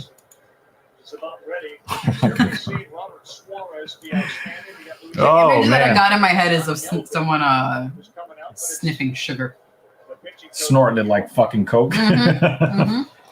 They do call it, what do they call it? No sugar? Something like that? Oh, my God. And of course, when you're with the Tampa Bay Rays, the numbers in the left-hand column, we saw even again today. Now, Glasnow's a different story coming off the injury. Your boy Snell's going to throw 100 pitches by the end of the 4th. David Banner! Padres just taking their time, going for that Derek Lewis slow start until they get the KO in the 9th. Yo, I hope that's not what happens, man. I hope that's not But what the happens. difference is we like Derek Lewis and we want that to happen. Well, the thing is, a lot of people hate the Mets. Even I don't know why. Like the Mets haven't like broken any other team's hearts. Mm-hmm. We haven't won a World Series in 36 years. Me? No, I'm an omnivore, straight up omnivore. No, but then read the next one. Yeah, pescatarian. Yeah. I'm like, nah, Or straight whatever up. it's called. Yeah, yeah. Nigga, please. Fuck out of here. All right. Nito, please do not ground into a triple play. Oh, he's going sacrifice. All right, he's trying to push the runners. He's trying to push the runners. 5 seasons in the major leagues, he had a combined 1 sacrifice bunt. This year, major league high. Strike 1. Now, the difficult part with Snell is he has to keep the ball up. And for Nito to be able to bunt a pitch up, have to make sure you keep that bat head on top of the baseball.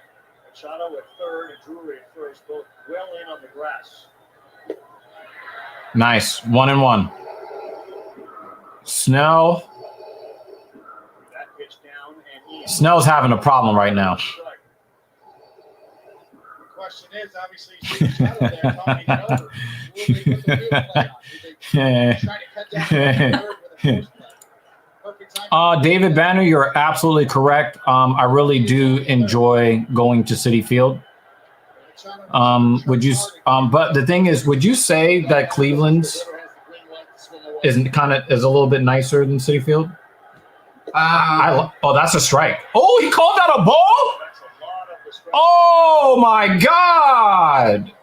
That was all strike zone. What is this I'm thinking? That changes the whole trajectory of this at bat. That's a strike. Oh my God. And the thing is, Blake Snell is already under pressure. You got to call out a strike. Popped up. Wow. He can't lay the fucking the dude's got like 12 or 13 sacrifices. Can't lay it down. So I would say for the ballpark in Cleveland, it did not leave enough of an impression on me for me to say that it's nicer than Citi Field. Because I saw the images. Like I watched the. I mean, it was a nice. I really like it the way ballpark, it looks.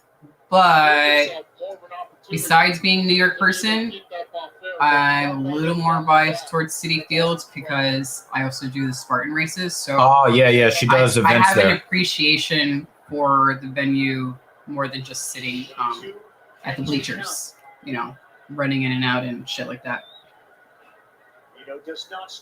And he's swinging, miss, strike 3. Okay. Oh, this is a great question. What is your opinion on just automating the strike zone? Obviously, it's very easy to make automated these days and get rid of the umps. All calls will be objective. Okay. Not a bad idea. I am more of an old school baseball purist, but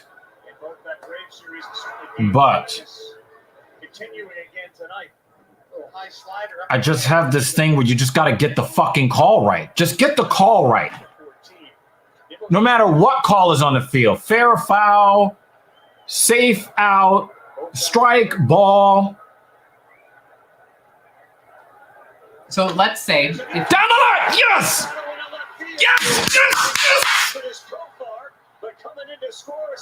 Yes! We get the fucking lead! Oh! Tony, after the second at bat, the first thing he said is, watch the way. Escobar again! No, it's Nimmo. Nimmo down the line. And again, he's not working the count. He works the count in the beginning of games. He does not work the count in the middle of games. And look at that, just trail away from the left fielder. And there goes Snell. Wow. 90 pitches in 3 1/3 innings.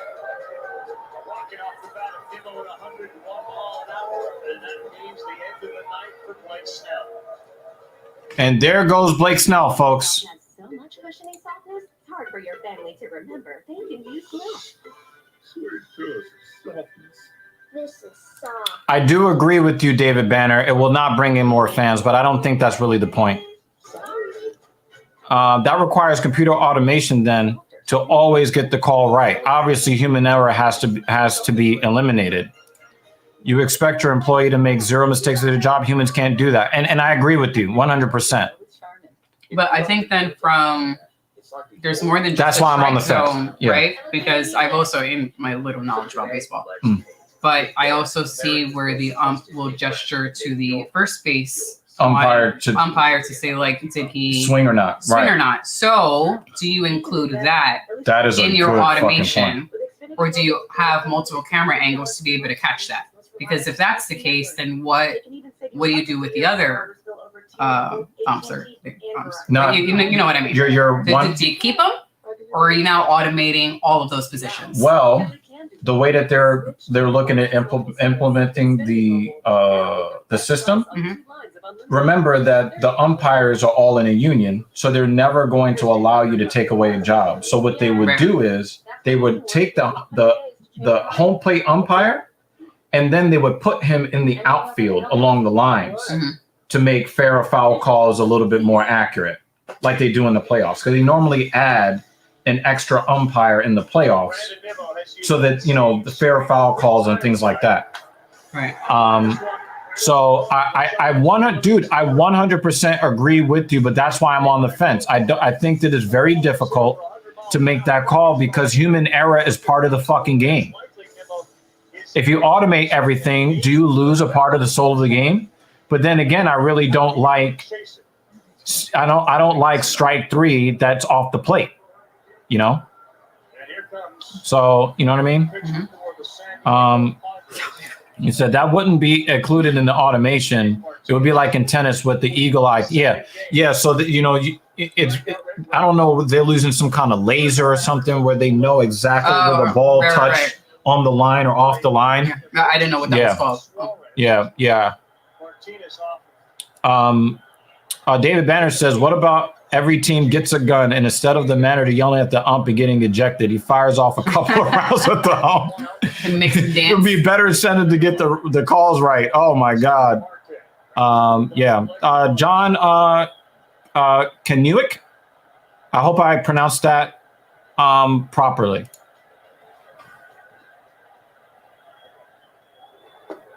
No, that's not Kanuik. That is 85 mile an hour in there for a strike. Kennecook?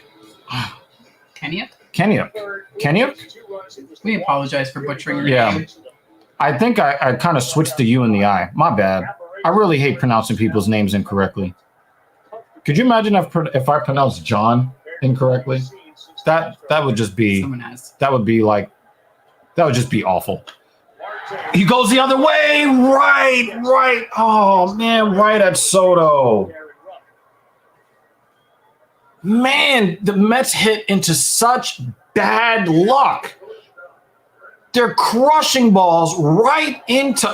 Oh man. It's so frustrating. Feel bad about umps losing their jobs. They can be low-level managers. Of what? Teams have enough money for extra management bullshit to go, I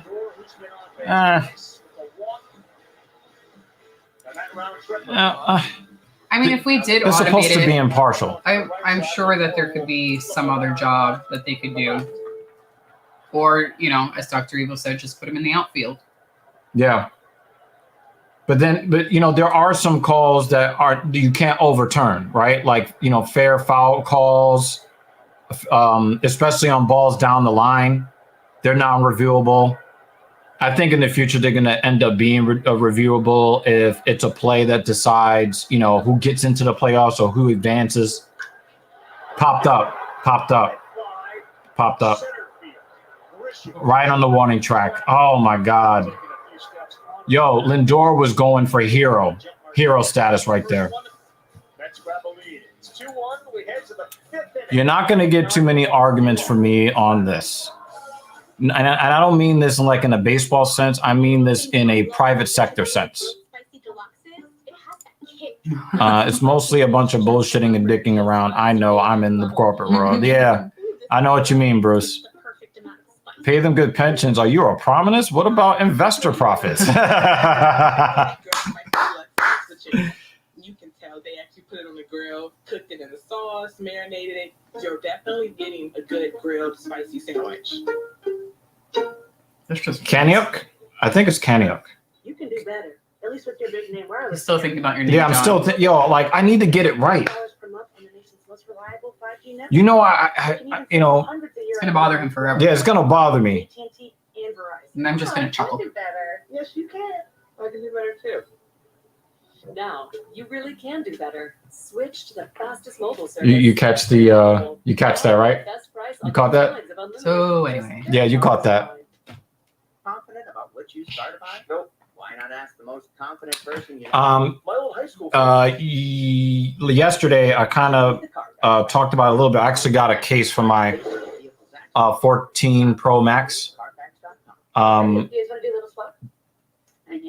fuck? There's a light that flashes? Oh, there was a light flashing. I was like, what the? Okay. It's like, what the hell? Oh, wow. Why would you do this to Bruce and make me put this on the screen? Why would you make me put this on the screen for Bruce to look at? Damn, Bruce. What you gonna do about that now? Oh, you got the 14, the regular size, not because I don't think they released the 14 plus yet. I don't remember. They didn't release the 14 plus. I think they're about to release the 14 plus. I don't know what Apple is doing.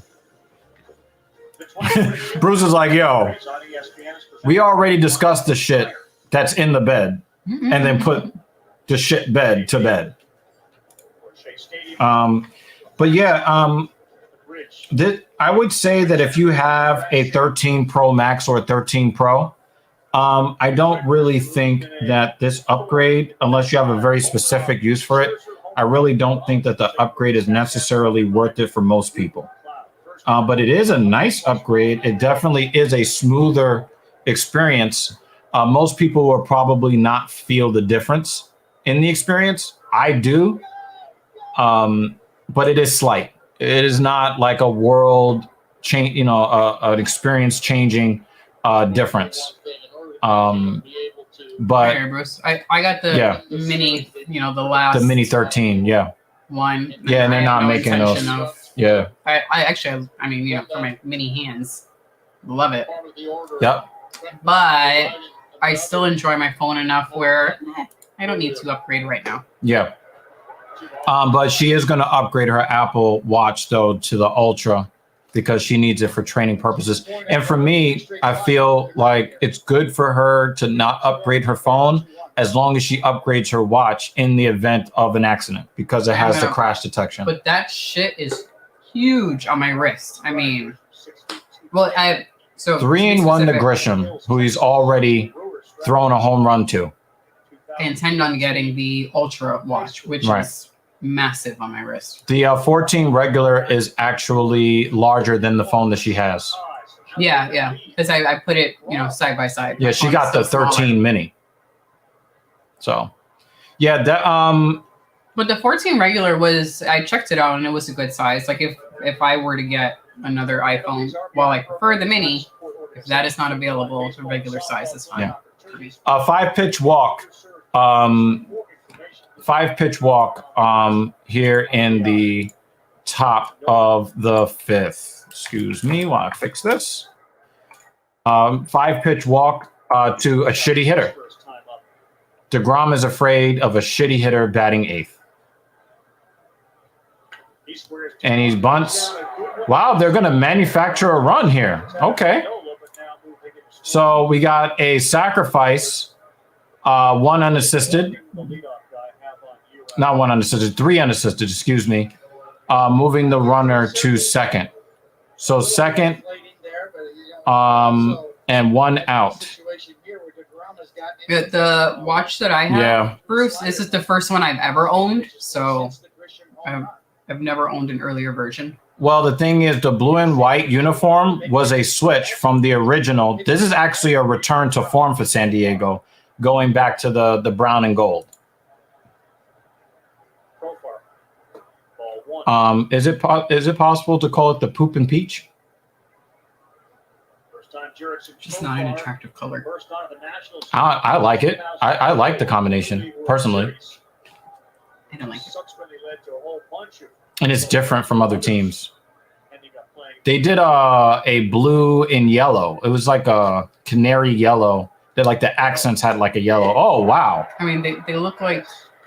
Profar was trying to yank that over the wall like he did yesterday. It looks like it's Mets versus UPS. All the talk about the Padres struggling with velocity. Am I the only one that sees that? Does it not look like the Mets versus UPS? That's fucked. And I don't really have great feelings towards UPS, so that makes the color even more unattractive to me. Oh, he got him on the same pitch, 2 pitches in a row. I'd like to see deGrom go up and away here with a fastball because I think he can get Profar to chase. That was a very nice slider from deGrom. I'd like to see him go up and away with a fastball. Off, I think if he goes a little bit above the strike zone here, I think that he can get Profar to chase.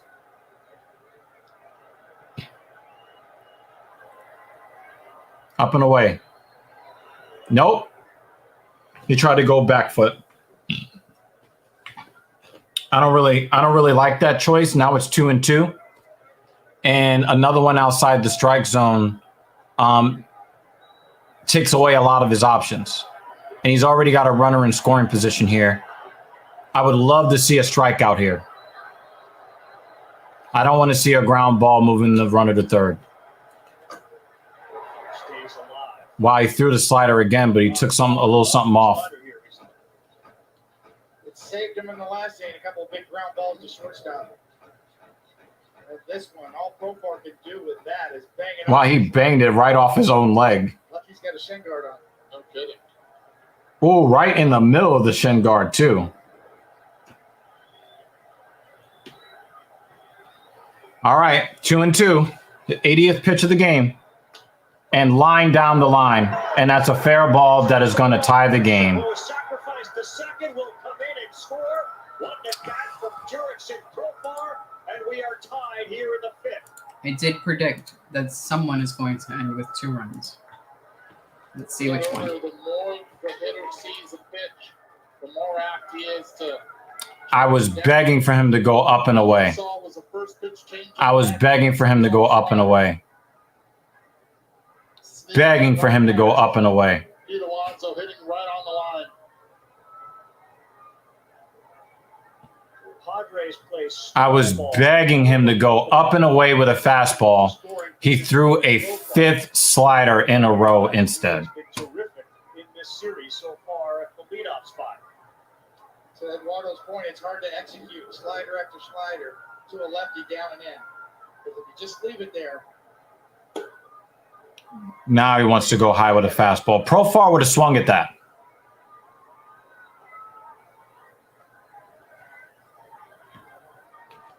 In the story for the Mets, 2 for 17, the Padres 2 for 5. I just. The dangerous Juan Soto ahead. I 2-0 to Soto. A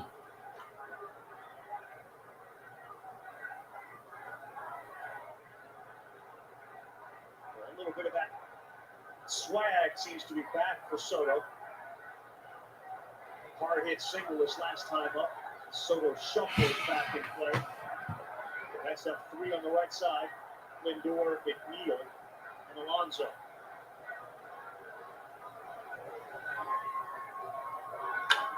Line down. Yep. Ripped. That was ripped. And of course, San Diego goes first to third on a single. But the Mets failed to do that yesterday.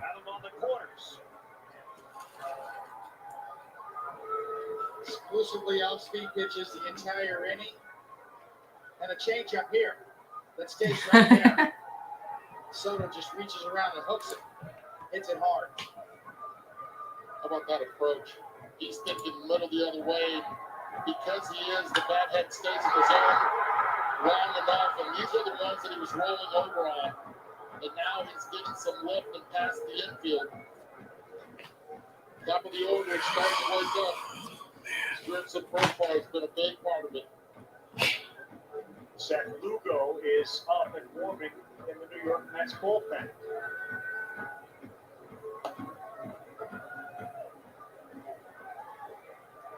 Yeah, you should probably put the hat on, Seth.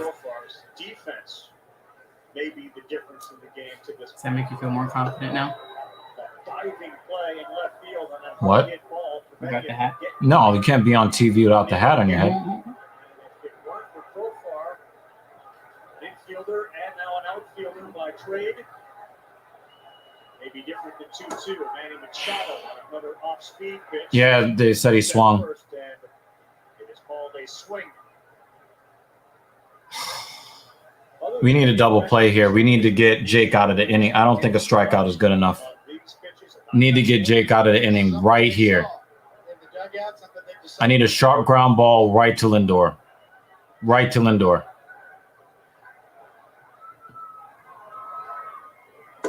And he's going for it too. See, the thing is, I don't think deGrom is trying. Yeah, I'm in Manhattan.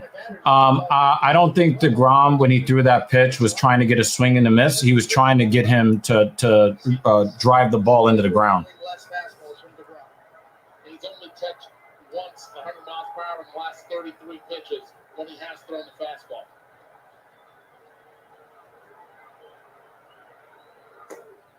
He was going for a strikeout there.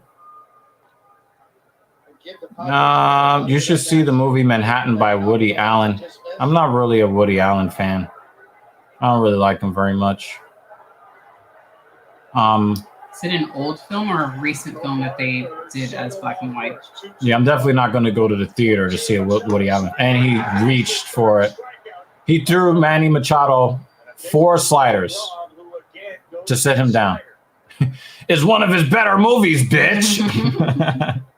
Oh, it's an old movie. Okay, I'll accept that. I'll accept that. 1979. So you're saying that Manny Machado and Pete Alonso are the same person? That's what you mean, right? Yeah, I'll check it out. Is it on Netflix? Where is it? I don't know. Probably not Netflix. They don't really keep like old ass films like that on. No. Tubi. TBI? Oh, don't they have the commercials? Yeah. We downloaded that shit. I don't remember. We'll check it out. Yeah. 14 sliders. 1879. Goodness gracious. Bell singled his last time up. He went up and away with the. We would be out of this inning right now with the lead if he would have thrown that pitch to Profar.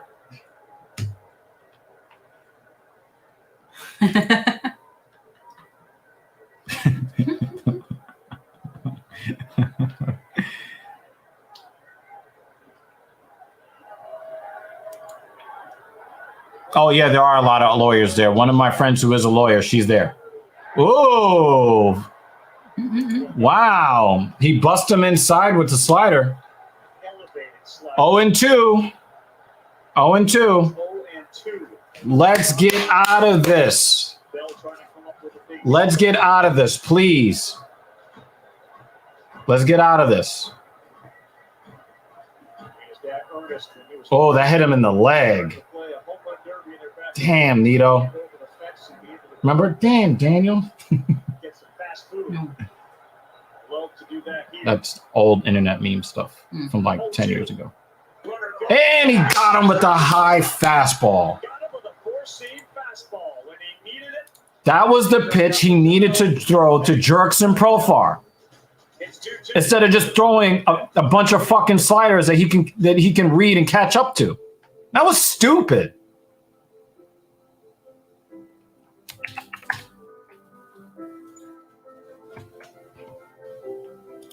Goodness gracious, that was so stupid.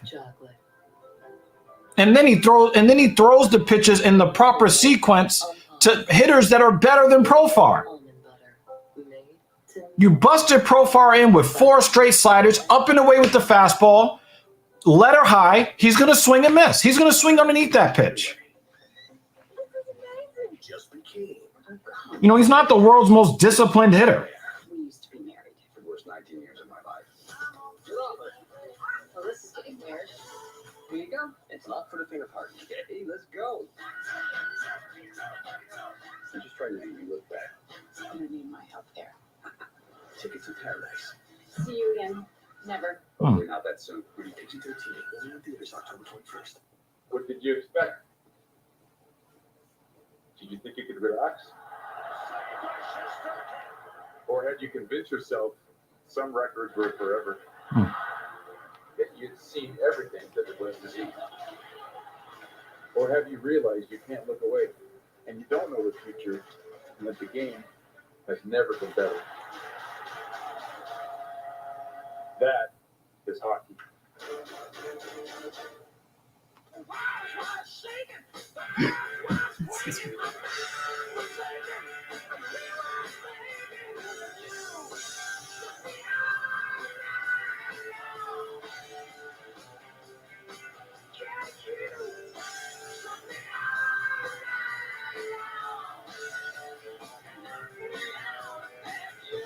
Get 5 boneless wings for just $1 with any burger, only at Applebee's. Now that's eating good in the neighborhood.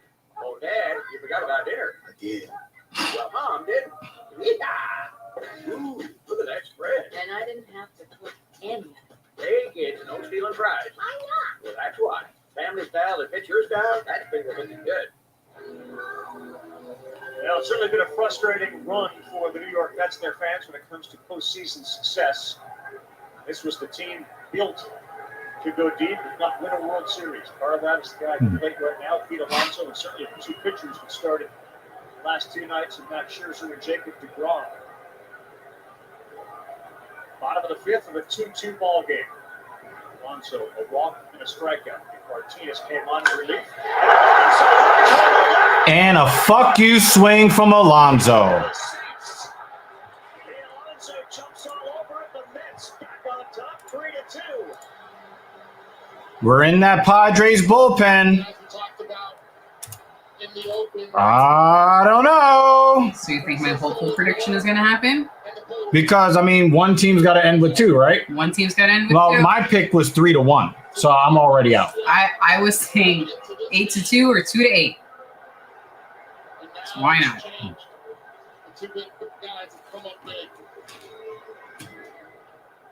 First pitch, cutter.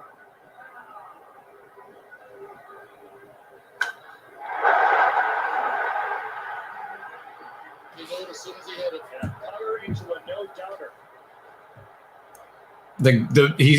He showed up. He showed up, folks. Martinez swings the first one, and a two-hopper. He showed up. And a low throw with a really good play by Brandon Brewer.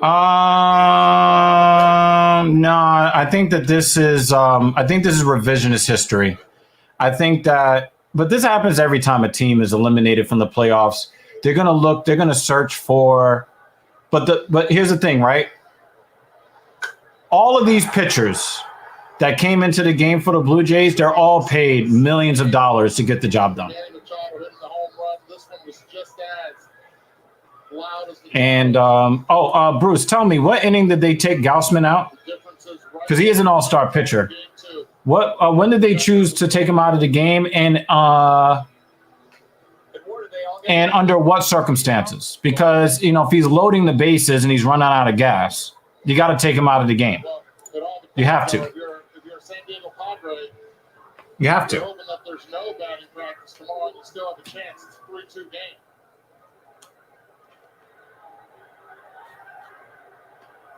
If it were to become a battle of home run, you would think the advantage would end up going to the Mets. So many of the runs in the series have been scored as a result of homers. Here's McNeil, as they have the last two, jumped all over the first Nick Martinez pitch. Seesaw battle all night. New York now back on top, 3-2. You start to wonder, when will we see Edwin Diaz begin to warm up and get loose for the Mets? What's going on? Hasn't thrown 4 innings in any game this year. Oh, they keep throwing the dumbass ball in the field. Yeah, the beach ball. Yeah. Fucking stupid. You won't go 4, but what Buck will do is high leverage So situation. they finally top popped of the it. order now that he has the 3-2 lead. If they can hold another inning, you could see Edwin Diaz as soon as the 7th inning. Yeah, Bruce, let me know here, man. Let me know. As a matter of fact, I could probably do this research on my own. Let's go back to Jacob. Huge strikeouts. Let's see what the MLB app tells me, because you said that they took him. I just entered the ballpark app. Took him out in the 6th, so you're talking about 5 2/3 outside to Nimmo. 3-0.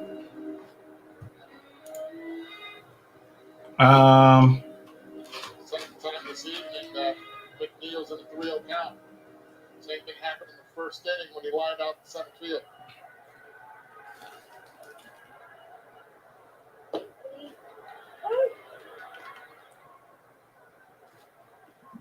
Box score.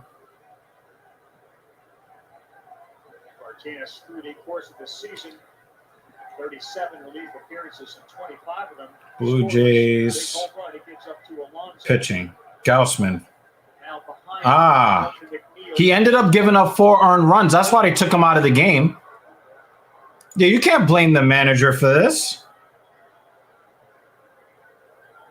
He ended up giving up 4 earned runs. He basically, and then Bass came in, gave up 3 hits, 3 runs, 3 earned runs, never recorded an out. Former head coach of mine, Like, You can't blame the manager for this. Yeah, I'm not. Nah. You got, the pitchers that come into the game, they got to do their fucking job. Sorry. But if he can't get the third out, it doesn't matter how many outs there are. He had to take him out there. Yeah, he had to. But then you had a pitcher come in and just throw gasoline on the fire. So, drop it. Oh, come on. McNeil can't get any luck in this game.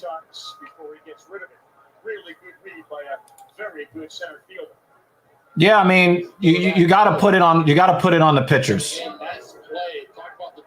I mean, these guys are on the postseason roster. I mean, you got the New York Yankees in your division. You come out of that division. You got to, the guys that you bring in, they got to do their fucking job. That's all there is to it. It looked like he gave up with three hits, 3 runs scored. I don't know if he gave up a home run, though. Yeah, I don't know if he gave up a home run. But, the guy comes in, faces 3 batters. They all reach base. They all score.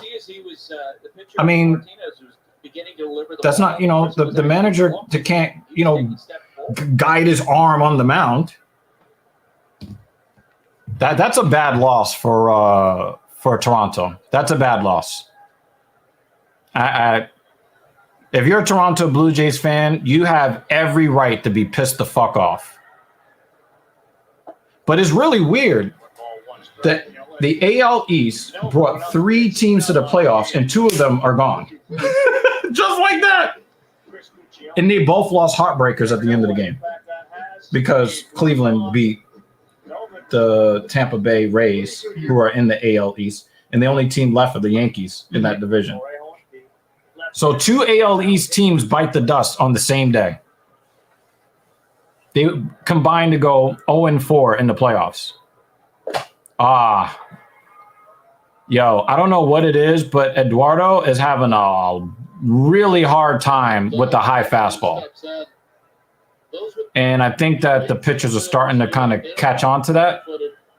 He's having a problem. Sets, skips, almost like a tennis serve. Oh, he didn't chase. Good eye.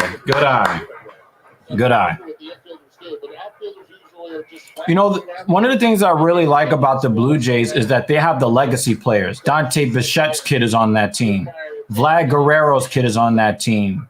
Craig Biggio's kid is on that team. I think they have I think they I'm going to let them have that argument in the chat.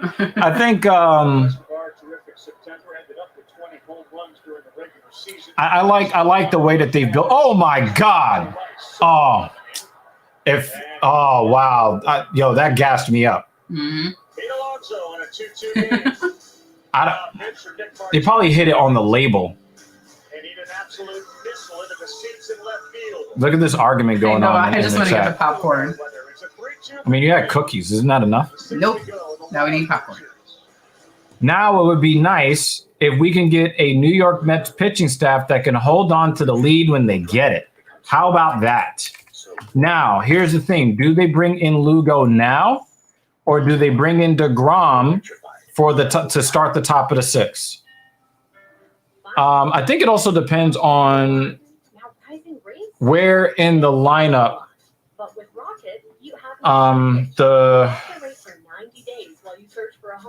I think it depends on where in the lineup. Cronenworth. So they're in the middle of the lineup, going to the end of the lineup.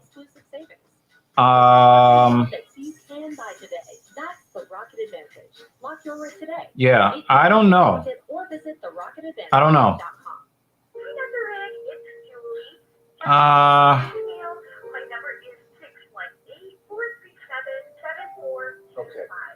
Can anyone tell me what Julie? I don't know. You gotta repeat. I wish that there were some Met fans in the chat so that we can kind of deliberate on whether or not we believe that deGrom should come out for the 6th, but I guess we're about to find out.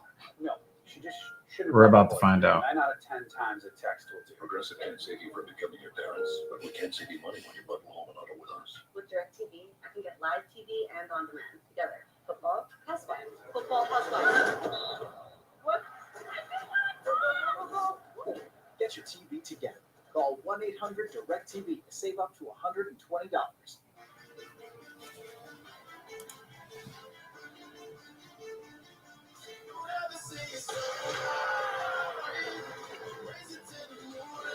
deGrom is starting to give up more. How should I say this?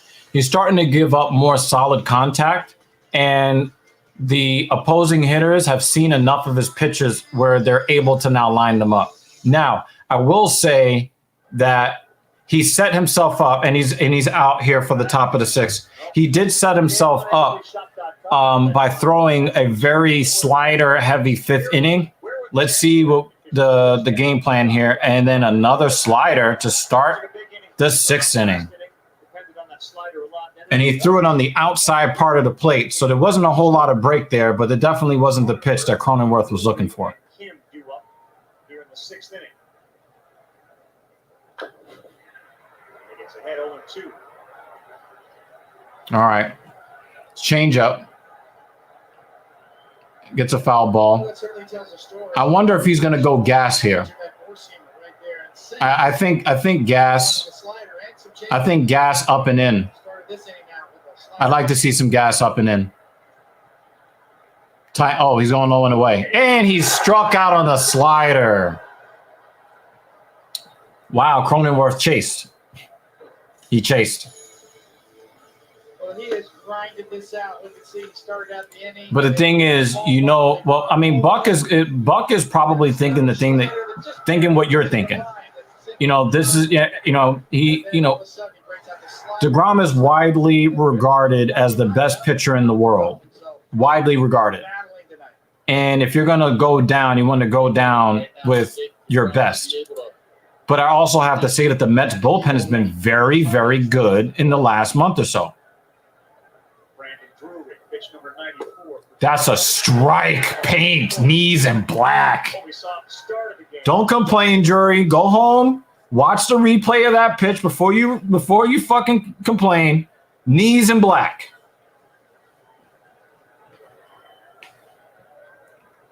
Oh, he got that snarl on his face. Off the plate, 1-1. Drury is seen. Should cut the plate in half and look middle away. deGrom is yet to come in. Yeah, deGrom has been going consistently away. Not in the fifth inning. He was going inside to the left-handed hitters with breaking balls. Wow, slider.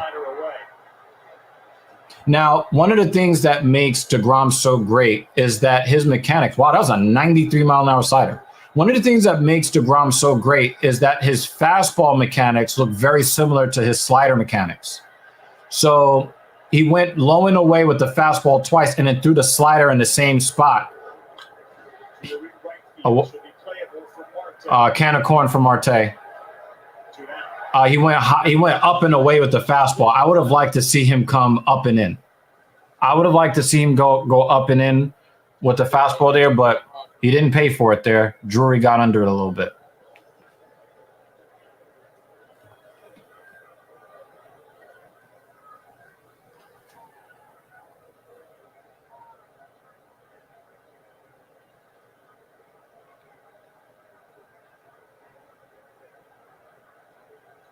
Hassan Kim, former superstar in the KBO league.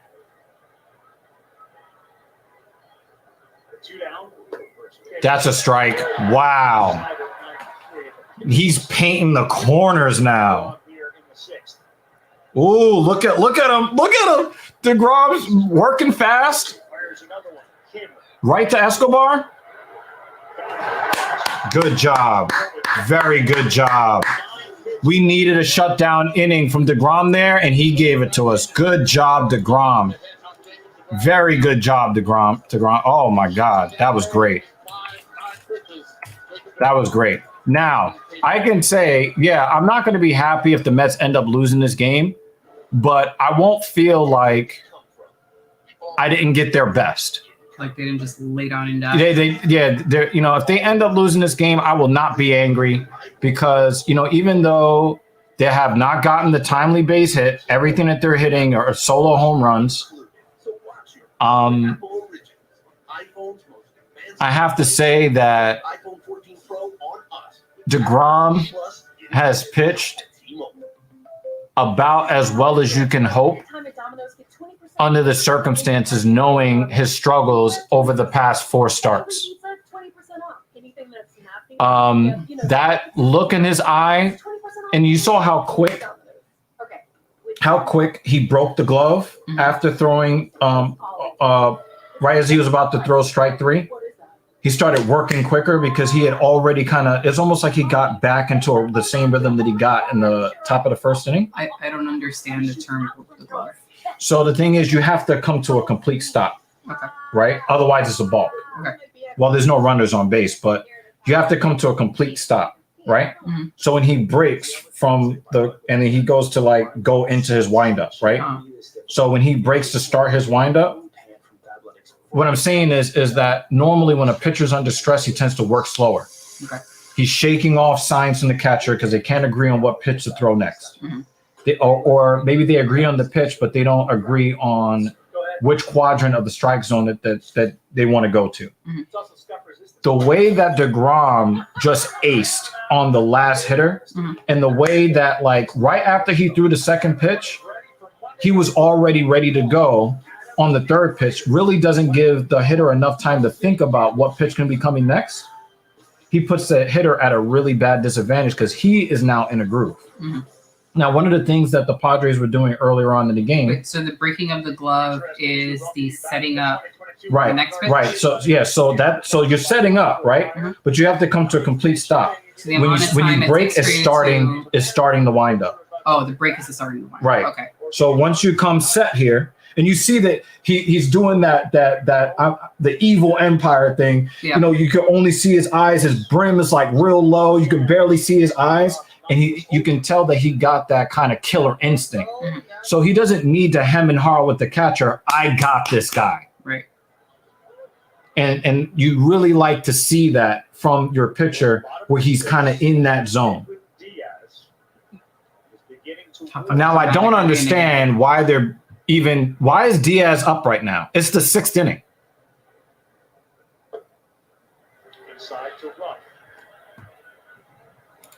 Objectively, I feel like it's now or never for the Mets championship hopes. Scherzer and deGrom aren't getting any younger. Scherzer will be back next year. I'm not sure deGrom will be. And it's not now or never. We're just going to go out and get a different, younger pitcher that's good. The Mets. The Mets are in the hunt for Aaron Judge. If the Mets sign Judge, free agent pitchers are going to want to come here, right? I mean, you're already going to have free agent pitchers that want to come here because we got Big Daddy Fat Sacks, the richest owner in baseball. So, yeah, I don't think that the thing is Steve Cohen has already said that he wanted the Mets championship window to not be this year, but to start next year or the year after. He wanted to win the championship by the 3rd year. This is just the first year. Oh, that hit his hand. But he swung.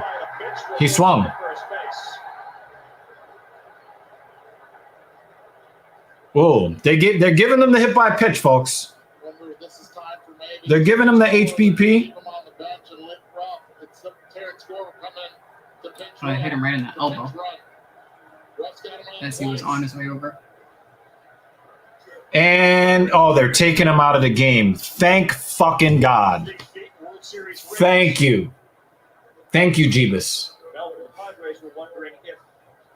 Cheese and rice. Thank you. Thank Baby Yoda. Hello. Revile is here. Howdy. He was the first commenter on the stream. Oh yeah, I saw the comment. I was doing other things. Yeah. Very nice. It's just a typical evening for you, I think, right? You're on IW. Are you running solo, or are you? Or do we got people in the chat? I have not looked. Oh, that's why I'm not getting any of the messages. I upgraded my phone the other day, and I didn't sign into PSN on this phone yet. You're still in the new phone owner. Yeah, the shit that you forget you didn't sign into. This is a very interesting situation. This motherfucker, yo, is coming for my fucking throat, son. Oh, Mask Off is playing and Capta? Shout out to Capta Majora on my normal YouTube channel. He is a loyal Twitch follower on my gaming channel. So shout out to him. Oh, almost took his hat off in the double play. Oh my God. But a double play erases board. Nick Martinez having a laugh with me in the chat. Oh my God. That's what you call in Spanish. Oh my God. The bad luck is fucking me up. You just see David's comment. Yeah. We've been making a lot of jokes about the little guy. He looks like he's 15. He looks like somebody's lost kid ran out onto the field. And wow, Nito. That was a rally killing GIDP. That was a rally killer. God damn it, man. 3 singles and an RBI. Inside. Martinez in too tight. It's nice to see Nimmo working counts. Like, he did swing on the first pitch in his last at bat, but he's seen a lot of pitches today. That is just horrible luck. That's horrible luck. And one of the things that I can't wait for is the outlawing of the shift, because that's a base hit. Like hitting the ball up the middle should be rewarded with a base hit. He's obviously lucky it didn't hit him. He's also a little lucky it didn't graze off that glove. That really grinds my gears. It took away, but that's the biggest base stealing threat. I'm gonna say that I am comfortable with the start that I got out of deGrom. I'm not happy that he gave up a home run to a shitty hitter, but I can feel okay about the way he pitched today. I think he was mostly sharp, and I gotta give him a lot of credit for that. But Ruff being pinch run for means that Alvarez is gonna hit next. So okay, so my favorite thing to eat are burgers, probably followed by steak. I like to eat salmon, chicken. It's usually a bacon burger. Yeah, I love bacon on burgers, really man. specific. I don't really like to eat pork unless it's bacon. Bacon. I eat a lot of deli sandwiches. I like cold cuts a lot. You had roast beef today. That's what I put in the tuna. Yeah, I saw. Yeah, I saw you did that. But yeah, I like steak. I tried a filet mignon burger before, and I tried the steak, and I really didn't see what the big deal was. And ball 4 to Nimmo. I like Bear Burger. There was like a Japanese place that we went to that one time that closed down because of the Rona. Remember that one fancy ass burger I got, and they put that big ass ring of pineapple on top of it? No. We went there for lunch one day when you were still working at the Foundry. It was on 14th Street. No, not 14th Street. It was on Japanese burger 7th. It was on, I think it was like 7th Avenue between like 12th and 13th Street. A burger joint? Yeah. It was one of the super fancy ones. The black gay dude served us. He was the waiter. We ate there for lunch once. And then when we went back there, it was gone. Fucking gross. I don't remember. Bear Burger is a really good one. Fast food, the only fast food joint that I'll eat at is Smash Burger. Bear Burger. It's supposed to be like organic stuff, high quality. It's a bit more expensive. Grass fed everything. There was one place called Bill's Bar and Grill. There was one place called Bill's Bar and Grill. I knew the head chef there. And when I went there, I brought my dad there once, and my dad, who really knows food, was like, "Oh my God, this is the best burger I've ever had." But my friend doesn't work there anymore. He works at a gumbo. That reminds me, we got to go to his gumbo place. We do. Shout out to my boy Prophet. That's one thing I miss about going to. Oh, inside. That almost hit him too. Going to family holidays in Brooklyn, which we don't do anymore. Dumbo. Do we have to talk off stream about that? No, we went to Grandpa's house in Brooklyn. Oh yeah. Always gumbo. Always gumbo. Gumbo was like a collage of food, right? Really? It's like a collage-y, soupy It's like stew. Kind of. seafood and sausages, or like kielbasa. This season. On a 2-1. Marte's timing is really good. Yeah, I just noticed your thing. Yeah, I think it's a southern. It's a southern thing, like Louisiana. It's a Louisiana thing. I've never made it myself, but my aunt would always make it for the holidays. It is sort of like a stew, but it has different seafood in it. You could do whatever you want: shrimp, crab, just different seafood pieces. Some sausages sliced up, vegetables, and then Like jambalaya, I think that's something similar. Similar to a jambalaya, Yeah, but it's served separate from the rice. So then you make rice on the side, and then you put the gumbo on the rice. I think jambalaya is Nemo was running which is there. mixed in with the rice already, cooked all together. All right, that's interesting. And if anyone is from the South and can correct me, please do. But that's my knowledge of it, of how I was raised in New York eating it. Yeah. Which may not be really accurate. I did start eating sushi a little bit late in life after age 30 because, you know, it's not easy to think about eating raw fish or raw meat. But that's as far as I go when it comes to that. I'll eat sushi, but I'm not going to be like eating like, I don't know. I've seen people try to eat raw chicken or beef. Nah, son, cook that shit. No, Oh, shit. Unless you're an idiot. He and you're eating spiked that shit. Have you noticed they do that? They've been playing that that saxophone when the pitcher starts to get in trouble. Oh, They've been doing that all night, the last 2 nights. So now this is an evening of pitchers hitting their own people. Well, the Mets just do that? Well, oh no, but the Mets salmonella poisoning. Yo, raw chicken will give you all the diseases. Whatever the diseases are, you're gonna get it eating raw chicken. I've seen people eat like raw eggs and shit like that. I'm like, nah, fully cook that shit, please. Do we get a heroic Marte here?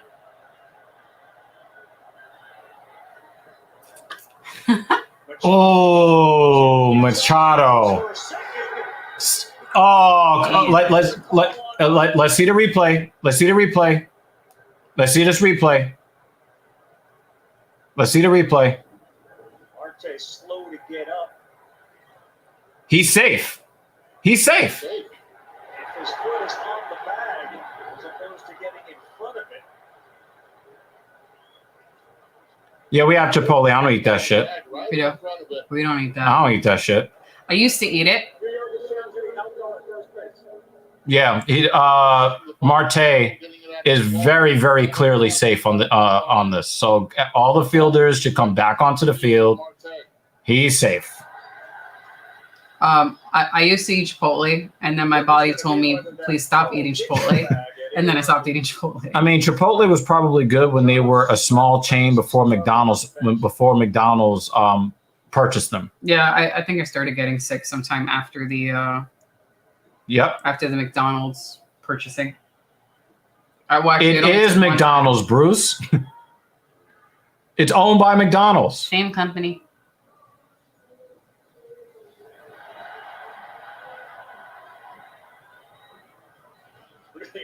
tell. Does the toe make contact with the bag?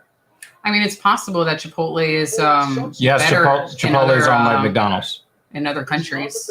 Because I've heard of that, of McDonald's actually being decent in other countries. Yeah.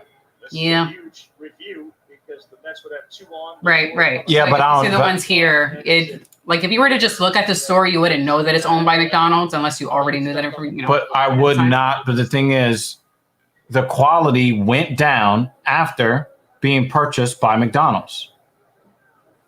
And then my stomach went, no, thank you. We are going to get rid of all of that. If he's ruled out, I'm sure. Absolutely. Yeah, he's definitely safe here. Tell you what, he looks safe here in New York and San Diego. He looks After review, the call stands. The runner is out. He was short of the base. Did not get to the base. New York That's bullshit. That is bullshit. Just gave us a real good explanation for the people in the stands. Yeah, I don't agree with the call. Oh, wow. I do not agree with the call at all. That I did not know, Bruce. It looks like Edwin Diaz and the trumpets will be playing when we come back.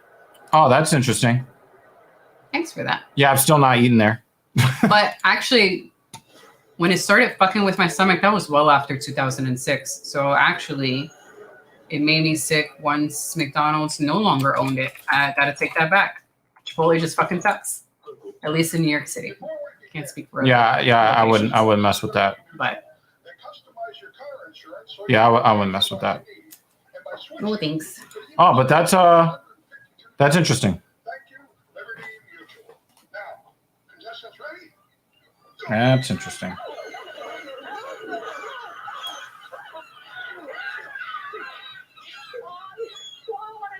Only pay for what you need. Hi, Susan. Honey. Yeah. I respect that, but that cough looks pretty bad. Try this Robitussin, honey. I was waiting for that type of line. Waiting for it. You had to rub it in your face. 5-hour energy. If it's time for some exercise with your best friend, of course, and he can go a long time. So here's the problem. Chipotle is owned by a bunch of hedge funds. So sweet, so crispy. Nobody makes breakfast as good as T. Rowe Price and Associates owns almost 10%. The Vanguard Group owns 8.5%. BlackRock owns about 4 2/3% of the company. Edgewood Management owns 4 1/4%. So it's owned by hedge funds, which, just like what McDonald's would do as a corporation, it's all about maximizing profits, which means that you're not going to get high quality. You're not going to get high quality. So, I mean, they're pretty much, their job is to maximize profit, which means, why is Diaz coming in the 7th? This makes no sense. I'm surprised they didn't have the trumpet guys this time. You said what? I'm surprised they didn't have. No, that was a special thing in the regular season. That guy lives in Australia. It's a wild card game. Bring it back. I mean, maybe if they make it to the World Series, something like that. But and the thing is, Diaz does not pitch as well when he's not pitching in the 9th inning. I don't like this. And this is the bottom of the order. You don't need him for the bottom of the order. Diaz ready, just in case. Now you're going to go 2-0 to Grisham. The top of the order, and then leave the 9th inning for somebody else. Came in the 7th inning, August 2nd of 2020. I don't like this at all. Career outing 2 2/3. I don't like this at all. This is stupid. There's the 99-mile-an-hour fastball for his first strike. I'll tell you this, I love it. I love the idea of bringing it now. 8-9-1. Grisham's been not swinging like an he's been on. They could have brought in Seth Lugo. On the ground, and Alonso tackles it, and it'll flip to Diaz. I would have loved to see Lugo may be in that spot. Who else do we have in the bullpen? There is no tomorrow. That's the bottom line, and that's what Buck Showalter is doing. And hey, give it credit. A few years ago when he was back in the Orioles, he did not. I don't like Michael Givens in the spot. And he has learned that I don't really trust Joely Rodriguez. Works, but the key to all of this is that he has his guys prepared. Seth Lugo in this spot. Now the closers understand how important the 7th and 8th inning is to get to the 9th. High leverage, this is it. I don't like this at all. Austin Nola. Because even if the Mets end up winning this game, let's say the Mets win the game, Made a similar move today. Went to you don't have a closer tomorrow. not in the 7th, but earlier in the game, and that didn't work out. I don't like this. Ended up beating the Blue Jays. Adam Mosley came into the 8th inning yesterday. And it's not that I don't like this because I think that he's going to shit the bed right here. He's starting a clean inning, and 5 of the 7 I just coming up right now are lefties. Nola on a line. Off the glove of Lindor, and they had jumped a hair early. that went right off of Lindor's glove. Lindor thought the ball was hit a lot harder than what it was. That went right off the top of his glove. Mile-per-hour pitch on that slider. Nah, that there's nothing more he could do there. Oh wait, he did jump early. Oh, he did. We have the score up on the screen. 3-2 Mets. Top 7. 101. 101. Edwin Diaz was brought in the 7th inning of a 1-run game. I don't understand this move whatsoever. I don't like it. What are you complaining about? Come on, Profar. What are you complaining about? See, the thing is, he really wants us to say his name or put it up on the screen. Oh, huh. And we do like trolls like that, but we can't put that up on the screen. But we are a fan of your brand of troll.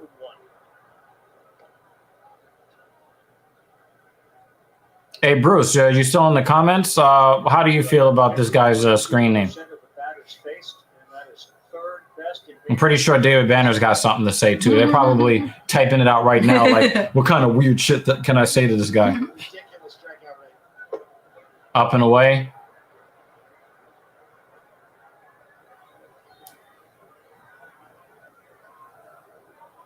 Kimbrel twice. Cater, 18, 19, 21. He, of course, is a member of this Padres. He said, yeah, bro. What screen name? Ah! He came back with bro. Oh, my God. That one's even better. The screen names. That one's even better. If you want 2 innings out of Diaz, he's already thrown 12 pitches in this inning.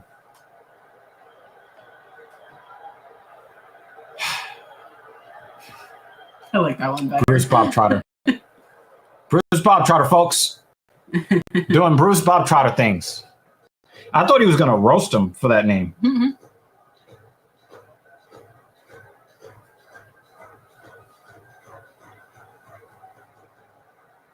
Profar and Grisham have done damage. Both really struggled at the end of the year. Profar All right. 3-2. Please don't walk this batter. Obviously, Grisham with his 2 homers has as well. 3-2. And a ground ball. Oh. Yeah, he's out. He's out. He's out. He's out. What a play by McNeil and Diaz to get over there. Yeah, he got a ground ball. He didn't get it placed where he needed it for the double play. Well, first of all, Edwin Diaz has got to bust it and get over there, and he does. And now you got to pick it up and multitask, find the ball and the bag on a low. Yeah, he got there. I saved my roast for appropriate times. Yeah. He touched the bag the same way that Marte did when he touched the bag, and they called him out anyway. I don't even know why they're. This is not a good challenge, but hey, get rid of your challenge. I'm with it. Yep. I mean, his foot's on the fucking bag. Like, come on, guy. He was hoping that he had Edwin Diaz's shoe size right now. What a catch by Edwin Diaz, though, to readjust and catch that low throw from the field. Yeah, look at his toe up against the bag. After review, the call is confirmed. The runner is out. San Diego will move on. No more challenges for anybody. Now Edwin Diaz has to deal with Juan Soto, who's hit the ball hard twice. Both have resulted in singles.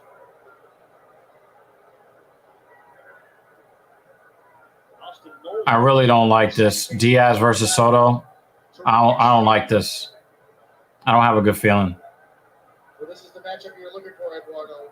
Juan Soto in the 7th inning here against Edwin Diaz. 2 hits, 2 homers. First pitch. Look at the fake logo that they superimposed on the back of the mound. I missed that. You'll see it when they go back to that camera. They're trying so hard to sell advertising. It's insane. So it used to be that they would put, they would actually use, they would actually use like chalk to put something back there, and it usually would be like something for the team or something, or sometimes they would have a company's logo there, but it would actually be, written in chalk on the mound. But there's nothing on the back there. So they're like, yo, we'll just superimpose some shit. That should have been called a strike. 2-1. And that changes the at-bat. 1-2 to 2-1. It changes the at-bat. Strike. Yeah.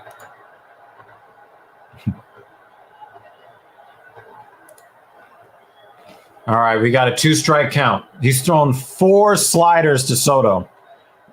He's like, yo, I don't want to get beat on a 100-mile-an-hour fastball, and it goes to the moon.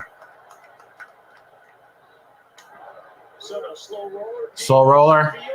And we get out of the inning. We get out. Offense, where you at? Where you at, offense? Where you at?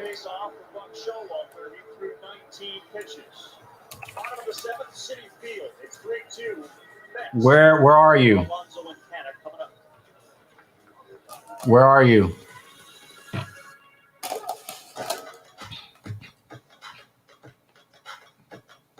Is that a Louis Vuitton shoe? That was terrible. Oh my God, that's awful.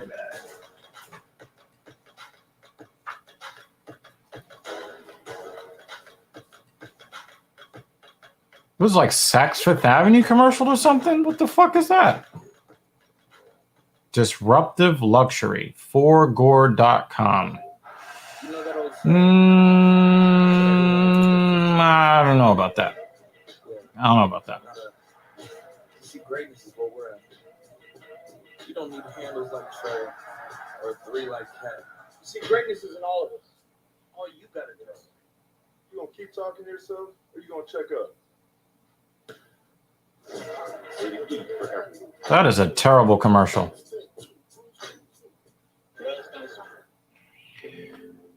I don't know. I have not had the desire to play NBA 2K since they started bringing in virtual credits, VCs. I think I bought 2K13 or 2K14, and then they started with the microtransaction garbage, and I'm just like, I'm not buying this game anymore. Oh, you need to compress the calves?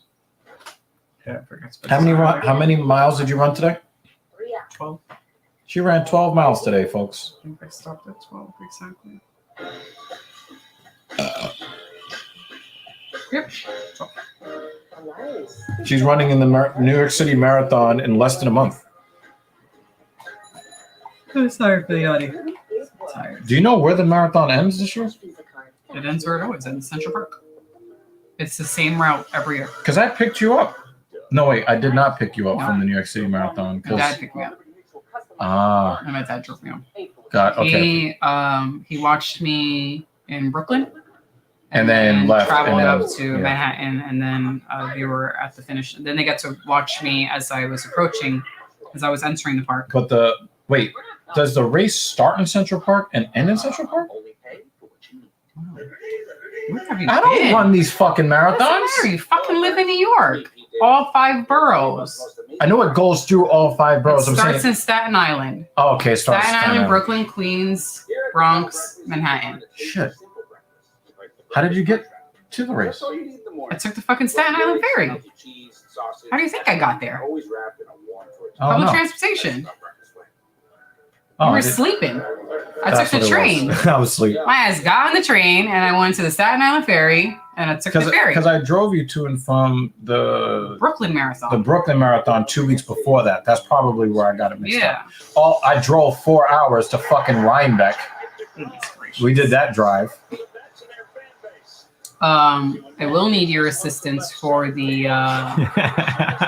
It's a terrible commercial, man. It's a terrible commercial. We got the same commercial too. So yeah. All right, we need to put some space between us and the San Diego Padres. We need it right now. We need space right now. I don't think that I will be. I did download MLB 22 to my Xbox Series X, but I never fucking played it. I just downloaded it. In fact, I have not touched my Xbox in several months. My calf pain isn't too bad, so I'm hoping that this will kind of keep you healthy. Yeah. I'm trying to put on compression Moreon sleeves. to Lindor. Back foot slider misses inside. The question's going to be, what's the score when Diaz comes back in the 8th? Assuming he gets through that. I would love the Mets to score 6 runs right here. 5 runs, so it doesn't make you a liar. Outside. So that you can get Diaz out the fucking game. Just get him out the game. You got Machado, Bell, and Cronenworth that do up for the Padres in the 8th.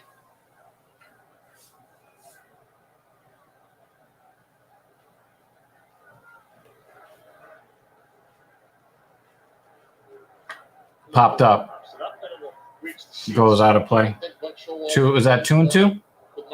Yep, 2 and 2 count. He hasn't thrown already. The most he's thrown this year is 35 pitches. And the second most is 28. So he hasn't gone past. Wow, he has 1 hit in the series. But it's a big hit, you know. 6 outs. You know. 6 outs, and maybe that pass it on to Ottavino, who has closing experience.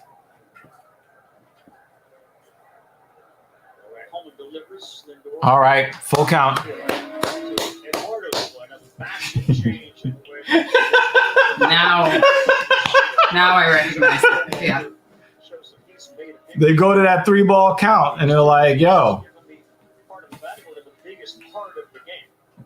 We're in a speakeasy with tenor saxophones. Line, drop, and it drops. Thank God. How many fucking line drives have gone directly into a glove tonight? Good job just getting on base, Lindor. And he went with it. It was down and away, and he didn't try to pull it. He didn't try to do anything crazy. Just cover the plate. That's it. Deposit it right into the outfield. Let's go. Runner on, hopefully, again. We don't need any double plays like in the last inning. Look at this guy. He's jamming. That's adorable. Yeah, he's in the zone. That was really cute. Translation. my ovaries. Well, my child would be walking out like that. Oh, yeah. Quality contact all night long. Only 3 runs to show for it. Octavio Mateo, not to be confused with Octavio Dotel, who's standing next to a Seattle Mariners sign, is saying, "Go." Why does everybody hate the Mets? Hate the Mets. Hate the Mets. God. Step right up and hate the Mets. What have they done to you? I don't get it. That he was definitely trying to drive that, but that ball came too far in on him. 1-1. Against Alonso, pitching him. Why does everybody? Come on. Exactly what you have to do, but if you let it leak a little bit on inside, you're right into Alonso's barrel. Prostate pudding says the Mets suck. Yeah. Oh my God. We wanted engagement. Yeah, and We just didn't think it was gonna be like this. Yeah, we got it. Yeah. Yeah. No love for the Mets. Nope. Popped up. And he runs out of space. Thank God. That's 1 and 2. All right, 1 and 2 to Alonso. On the right-hand part of the screen, ESPN2, the Philadelphia Phillies got a homer for Harper. They beat the Cardinals 2-0.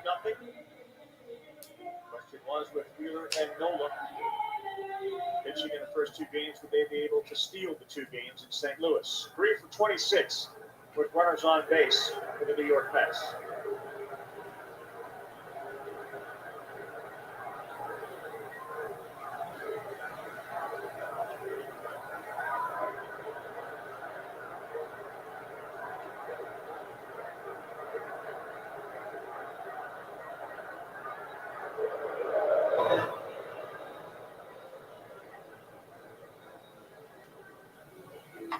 I thought this name would be good. Guess not enough. I don't think anything will top Vile Couch Pizza. Fucking dickhead. The icon is perfect with that name. He was trying to get us with that other name earlier. Sneaky. So Sneaky. fucking sneaky. Popped up. Out of play.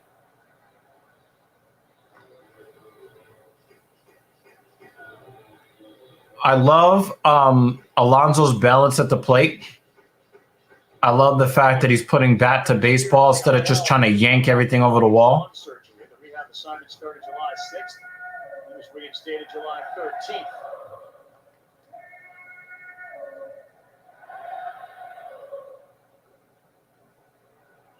Somebody compared Starling Marte to Luke Cage in the comments. No, well, I didn't see it. What happened? Inside. Inside. Oh wait, you fooled him with your with the names with your alias. Oh no, is he live right now? Which one? The first one, ice or my ass? What happened? I need to know. I need to know.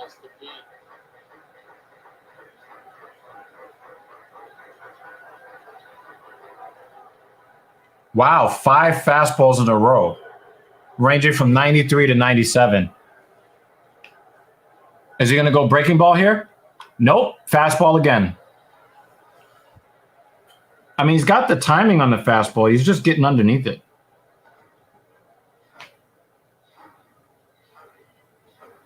Very different vibe at Citi Field tonight. Very interesting. Different. Yeah, very interesting. I mean, when you're down 7-1 in the fucking They were fifth. fucking depressed yesterday. And it's more depressing because they're not supposed to be playing the series. So it makes it even worse. 7th pitch of the at-bat. Oh, there's his first curveball. And running position, scoring position for Lindor on the wild pitch. Look for something in the dirt. Sees it right there. He's gone immediately. I swear to God, they don't do this during the regular season. After yesterday, they have to make it worth it. Oh my God, yeah, absolutely. All right, so 3-2, nobody out. Runner in scoring position at second base, Lindor, with Big Pete at the plate. 3-2, and the pitch. Popped up foul again. Back to the fastball. That's more of Pete's wheelhouse right there. Got away with one. 95 miles per hour. Wow. Yep. 40 home runs in the regular season, one already tonight. Yeah, that was a home run swing there, folks. He needs to kind of take a deep breath. He expended a lot of energy on that swing. Inside with the fastball again. Yo, Pete came here to play tonight. Yes, he struck out on what was it, like a slider in the dirt? But that was after a 10-pitch at bat, where he is like staying in the at bat. And here we are again, back to another 10-pitch at bat. You gotta love it. Even if he strikes out here, I'm still proud of him for staying in here. Inside. Inside. I thought that was ball 4. Yes, ball 4. I'm like, what is he still doing standing there? You're like, yeah, Buck is like, come on, man. What are you doing? First and second, nobody out. Yo, he wanted to hit. Yes, he was ready. It's like, don't fucking walk me. Getting a home run. Eventually, he's going to be tagged out before the run can score. It remains 2-0 Philadelphia. Bottom 6, it's on ESPN2. Back to you. Oh, wow. The Phillies ran themselves out of the third run of the game for them. Are they going to take him out, or this is just a meeting? All right, this is just a meeting. First and second, nobody out. Well, they can't take him out anyway because of the rule that they implemented this year that all relief pitchers coming in must either finish an inning or pitch it to at least 3 batters, whichever comes first. So now, walking Alonso in that position in past years, the manager would be pretty quick to take him out to bring in another pitcher, right? But that's one of the rules that has kind of stayed in that transfers from the regular season into the postseason. One of the rules that did not transfer is the free runner at second base is not in the postseason. Thank fucking God. I really hate that rule. I really hate that rule. I don't know what that rule is. So in extra innings, the player that made the hitter in the lineup that made the last out, he starts out on second base to start the inning in extra innings because they want to get the games over quicker. Yeah. But it's bullshit. Right.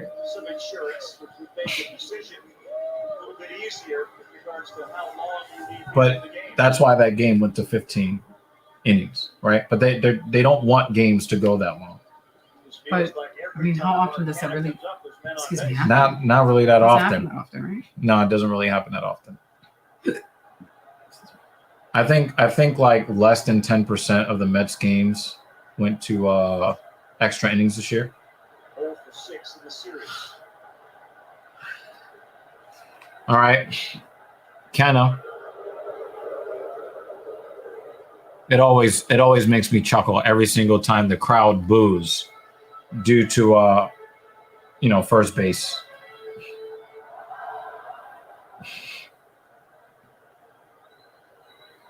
Righty Pierce Johnson waits to see how this plays out. Moray home. Ball 1 to Cannon wasn't close. Another thing to keep track of is Edwin Diaz's last pitch was at 10:25. We're looking at almost 17 minutes already. Sure. As they swim in their own shit. It's not easy to stay warm. It feels like temperature here I'm gonna leave that alone. Oh boy. Oh no. Oh no. It sounds like it's gonna be great. Popped up. Out of play. This spot right Is here, that 1-1? First and second, nobody out, Eduardo.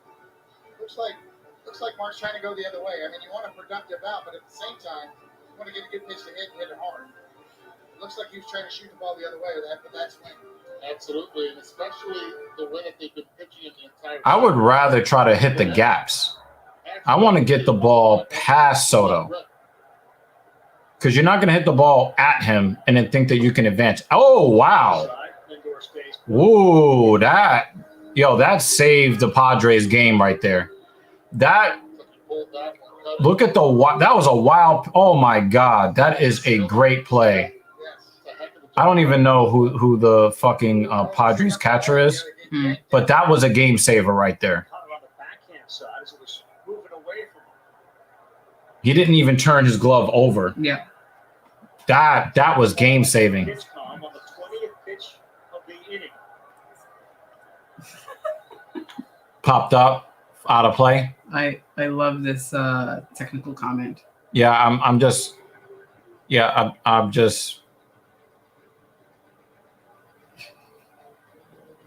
So just in case anyone was yeah, I'm just leaving it alone. You know what I mean? Because we have the best chat on YouTube. I'm not even putting that shit on the screen. Nope. And if you're not on YouTube, you should come over to YouTube. Yeah. And witness the ridiculousness in the chat. Ridiculousness.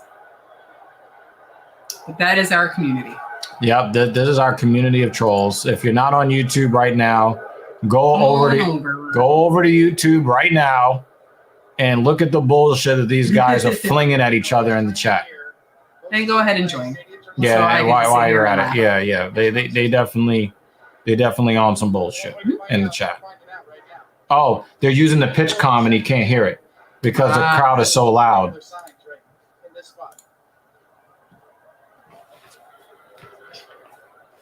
That's a good point.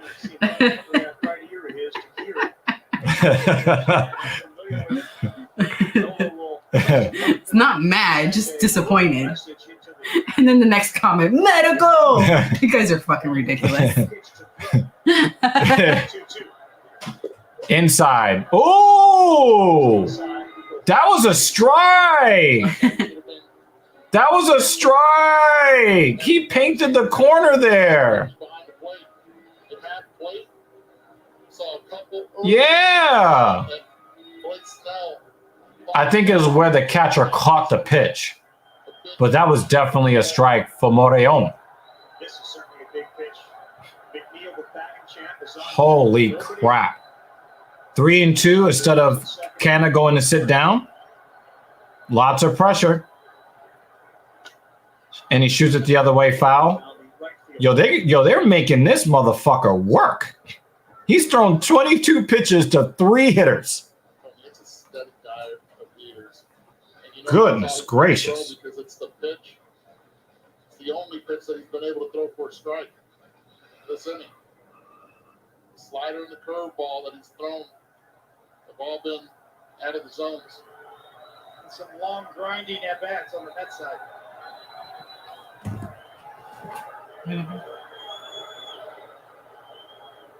They're having trouble getting the signs together. He's sending signs to the fielders.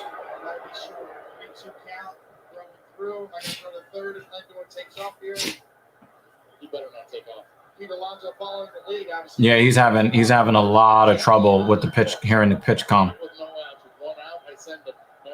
That was one of the things that Yu Darvish said to the media after the game yesterday. He was having a lot of trouble.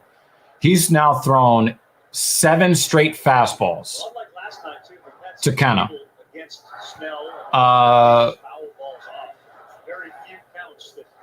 Yu Darvish did say that he had a rough time yesterday because of how loud the crowd was. So, the crowd is definitely doing their job. 100%. 3-2 to Canna. Can he change the game right here? And another foul. Another fucking inside. Yeah, I think he should get a new bat. Don't even chance it, Canna. Don't chance it. Get a new bat.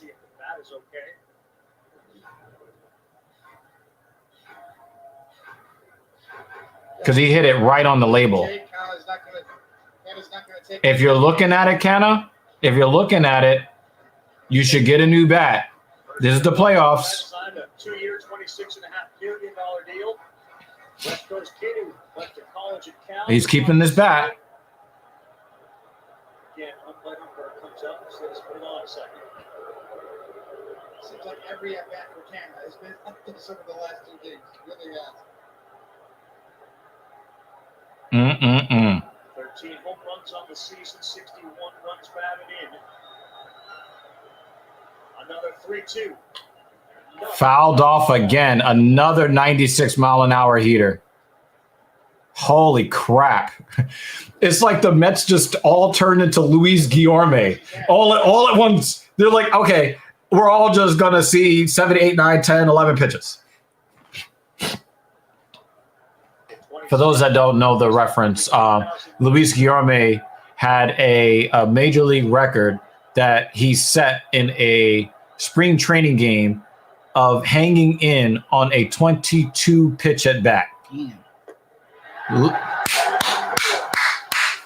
Pressure. Bases loaded, nobody out, bottom of the 7th. Let's ice this fucking game. Ice this shit. Is my prediction going to come true? I don't know. 2-8.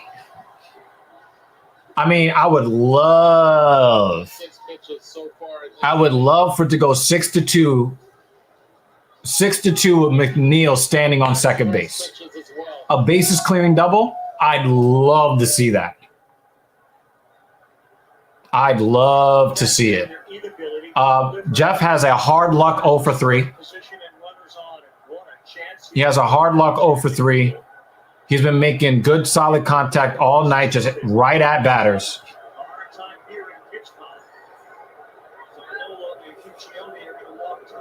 The New York crowd is a fucking troll. Love it. Time to go good old-fashioned style 1-2-3 wiggle. But the thing is, they don't want to go to hand signs because the Mets have a runner on second base.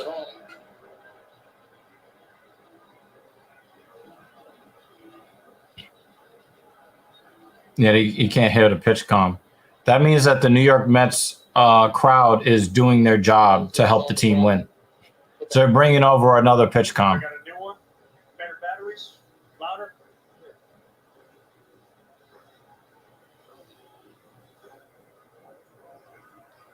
Want to keep up with the postseason? Just tell Siri, show me MLB postseason scores. I ain't telling Siri shit. Fuck out of here. They're just trying to activate everyone's phone at the same time. Yeah, fuck out of here. Cheaters. So Edwin Diaz, the closer for I don't want you listening to my fucking conversations. Fuck out of here. 25 minutes between pitches. He threw 19 of them. I'm really, really hoping that Diaz can just sit there on the bench and not come in for the 8th. Struck out 61 times. He walked 40. Contact hitter. On base percentage 382. An OPS plus of 140.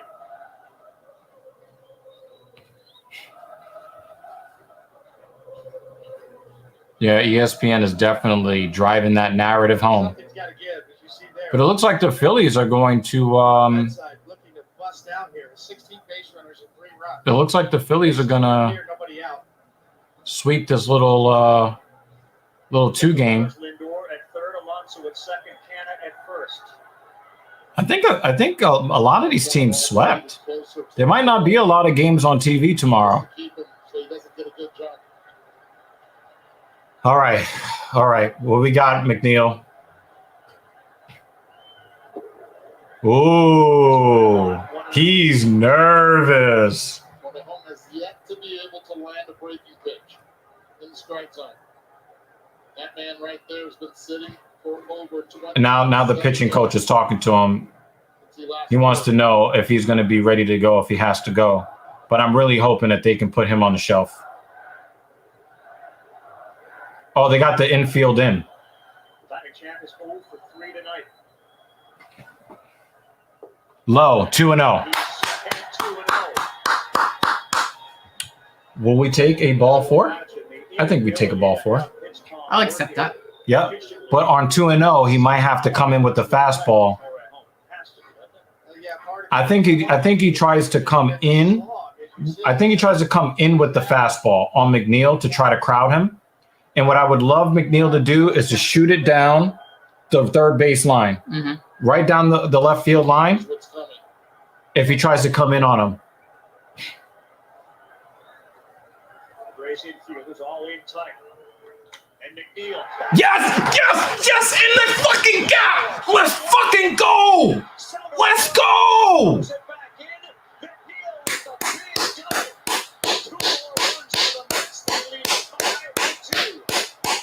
We got 2 of the 3 runs that I helped for. Just need 3 more. McNeil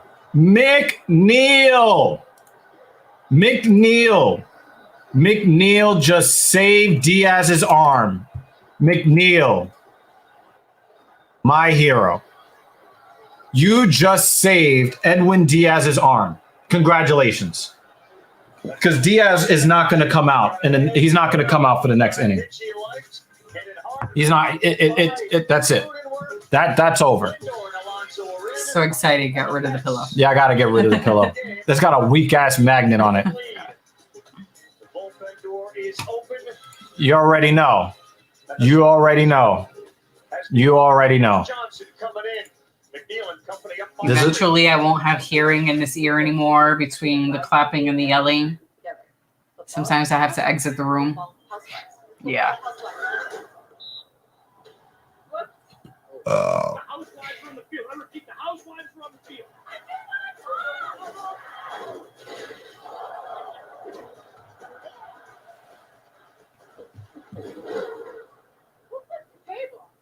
Get your TV together.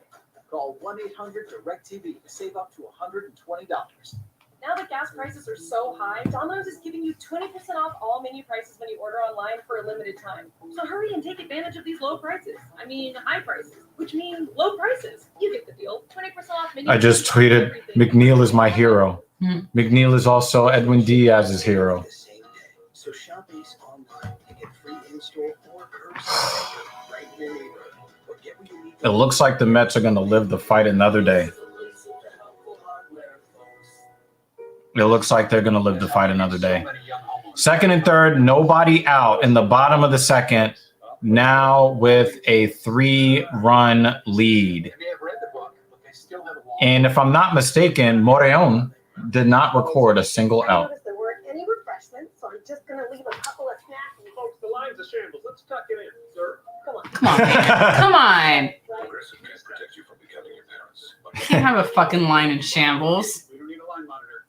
Yes, you do, because people fucking suck. Don't understand the line. None bigger than that one for Jeff McNeil. For the bases loaded, he delivers. And it plays 2. It gives the Mets. I'm just glad they didn't just go down and lay down. So then what happens tomorrow? Chris Bassett is going to start. This inning started with the Lindor single and a Tomorrow. He had the worst. He had of the 3 Mets top 3 starters when they played against Atlanta. He had the worst start of the 3 of them. Didn't last very long, and he actually has an extra day of rest. So I'm not sure if the extra day of rest is going to put actually a couple days extra. I don't know if it is going to because the last time he pitched, he'll be pitching on 6 days rest. So are you confident for tomorrow? I don't know, because wow, that he was definitely swinging for the downs there. That would have went 8-2. I'll tell you this, I'll give him 10 more pitches to be able to get Machado and Bell out. Even if these 2 runs that are on base score. There's no tomorrow. There is tomorrow if they score both of these runs, dumbass. They gotta have a Diaz for tomorrow. What are you talking about? is what happens when you don't keep the original guys. Yeah, like this guy, yo. On the left side. Escobar goes. Yes! Yes! Yes! Yes! Vacated hole! Another run scores! First and third! 6-2! Sit Diaz's ass down. Sit his ass down. Allowing himself to get that ball deep. Timely hitting. Getting that base hit. Timely hitting, folks. Cannon scores. They continue to add on, and the infield forced again to play in. It's a whole different left-handed swing from Escobar than we saw in the first half. The ground ball to second base in the first half. Well, Escobar has been outstanding here the last month, and it continues. Yeah, Mets Twitter is going crazy. Biggest hit of the night. That's one of those when you see shifts, you ask yourself, why can't hitters do that more often? And Escobar did it beautifully. Especially on a breaking ball off speed. So you're right, Carl. That was Well done. And here is Daniel Vogelbach.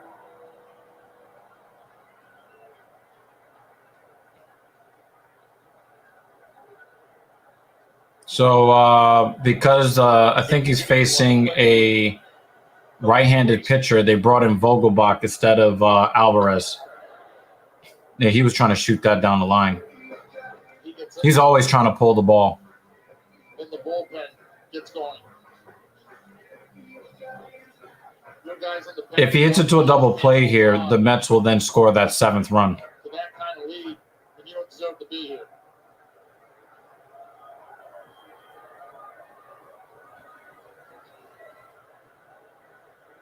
Regular season, Vogelbach, 18 homers.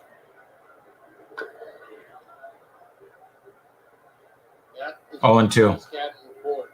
Vogelbach has struggled against the breaking pitch. This is one of those times I don't mind a ground ball double play. Most likely will be out of the zone. I think a strikeout here is no good. Watch the back pat. Off his feet. I would rather see a GIDP here than a strikeout. Nobody out, 0-2. The Vogelbach. Up and away. Morellón really did just throw a lot of fastballs.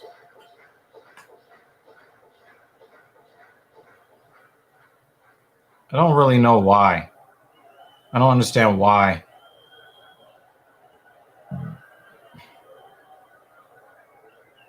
Ooh, inside and down. 2-2. Still nobody out. Runners on the corners. Mets have expanded their lead by 3 runs. 6-2 here in the bottom of the 7th.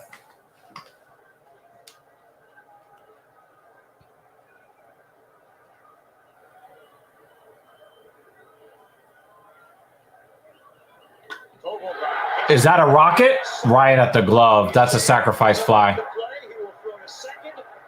All right. He gets to run home. He gets to run home.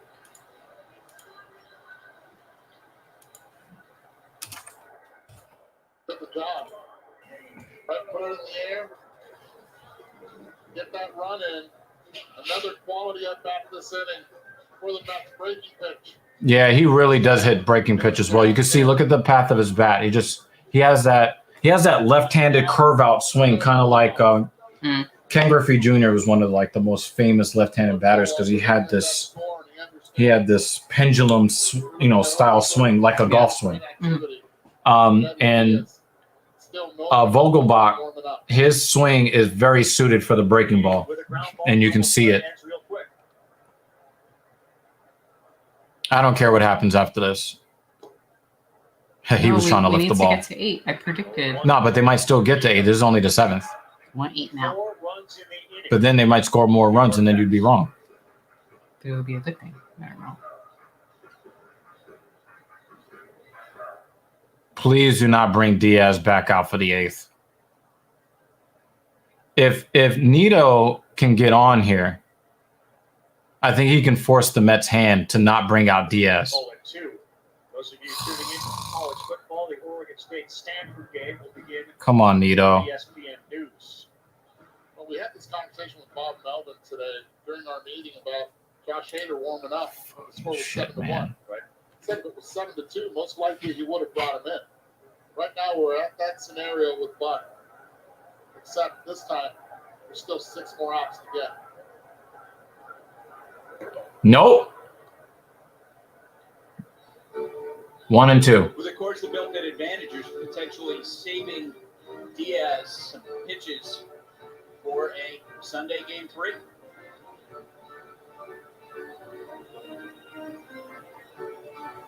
Christopher Ward all over this decision when he first made it, and continues on.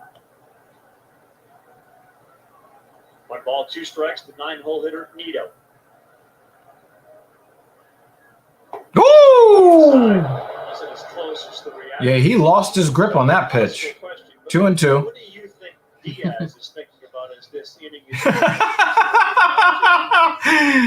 Yo, is ready to fight. hell yeah! Like we're tired. We're tired of the Mets hitters, getting hit, especially up high. Wonder a little bit. Wonder if this inning keeps going on. At what point? And he sneaks it through the other way. Nice job, Nito. Nice job, Nito. Right off the end of the bat, went right with the pitch away. Nice, Nito. I think they're gonna make you wrong. Because now the top of the order is coming back up. Oh, that wasn't even off the end of the bat. That was just good hitting by Nito. And he just shot it right through the hole. That's how you beat the shift, folks.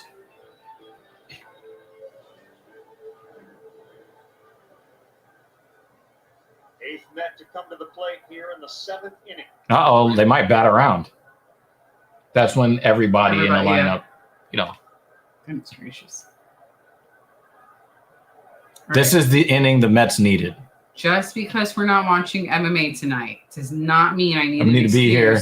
To stay up till 1 a.m. Yeah. What the fuck, Mets? Yeah, this game, San this Diego. game is 3.5 hours long. I was also just thinking, it's probably a good thing you weren't there in person. I'd be like, good night, babe. Just, I mean, you're normally like that anyway. yeah, but especially today. Yeah, the game. If the game ends at like 11:30 midnight, I'm not getting home till 3 in the morning. Oh, that's a strike on the blade. That was on the black. Yeah, Nemo. Yeah, that was a strike. That was definitely a strike.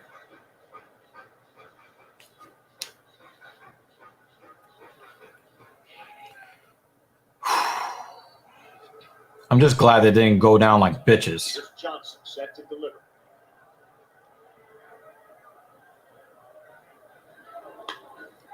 The other way and foul. Third base side and on a play. So Nemo is in plate protection mode right now. He's just looking to bring bat to ball. And you've seen that the Mets have really, the Mets are setting themselves up. If they have the same approach at the plate tomorrow, they are setting themselves up to take advantage of the Padres bullpen because they just made them throw a shit ton of pitches. And who are you going to go to? Nah, you swung. Yeah, go sit down. Go sit down, Nemo. Back foot slider. Fuck. Different type of lineup right now for the Mets. 2 outs. Runner on first and second. And Nemo doesn't strike out that often. That was just a good fucking pitch. First pitch he saw, a hard one. Ends up getting a double play on it, but still hitting the ball hard. The presence, the other one, another ground ball to Machado. This time he hustles the first, misses the bag, steps right in front of it.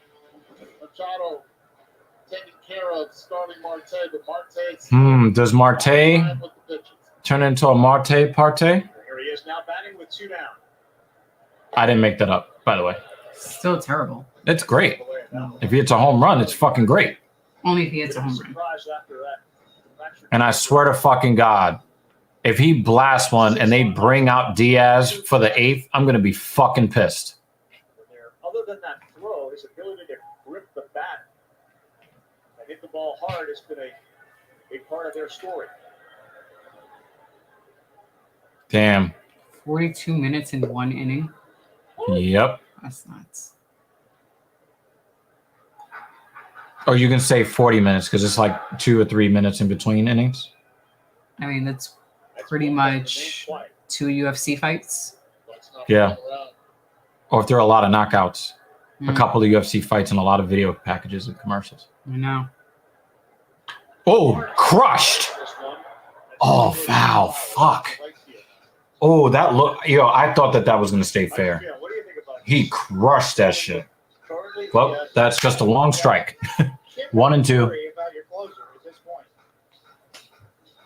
I like that hat. You can prosecute both sides of this argument. Hey, there is no tomorrow for the Mets. As Eduardo said, Buck's not playing around, but at the same time, you've got a 5-run lead. Your closer's been down for 45 minutes. Shut his ass down. Tomorrow, once you close this one out. Ah, he went chasing. He's gone. That'll do it. Well, we'll take it. We'll take it. Certainly through the first game, came to life in this inning. I'm going to get some agua before the next one starts. Do we have any snacks or did you eat them all? Hey, the cookies. She ate all the cookies, folks. I'll probably need to eat dinner. Food. Probably a good idea. Ion. Electrified. Hanguk tire. We've got your back, Road Warriors. Because we know you're picking up the pace. Steering like the 10 and 2. You're hitting the road. And we're helping you get there. Nah, there is never a garbage. There is never a garbage UFC card. I mean, not never, but usually not. Even if you don't get great names, you usually get good fights. So Go national. I'm kind of happy that I don't really have to choose too much between the two. I mean, if the Mets don't get eliminated this weekend, then it makes it a little bit more difficult for me to decide, what to do. I don't know. We'll see. Quick commercial break. Is the sound of the ocean. So if you want to reach him, talk to the ocean. The ocean. And Sensec rides with Geico because saving money and getting great coverage is totally chill. Geico, savings and service for both sides.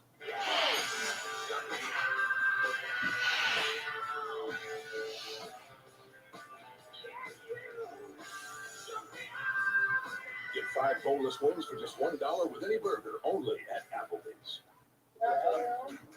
Kick and throw, kick and catch, pitch it. Heck, I don't want no problems with you, bro. You're too big. You got nice legs, man. Don't be hiding them. I get a paw, shake. Oh, give me a cloud. Yeah. Change up. Scared to put me here.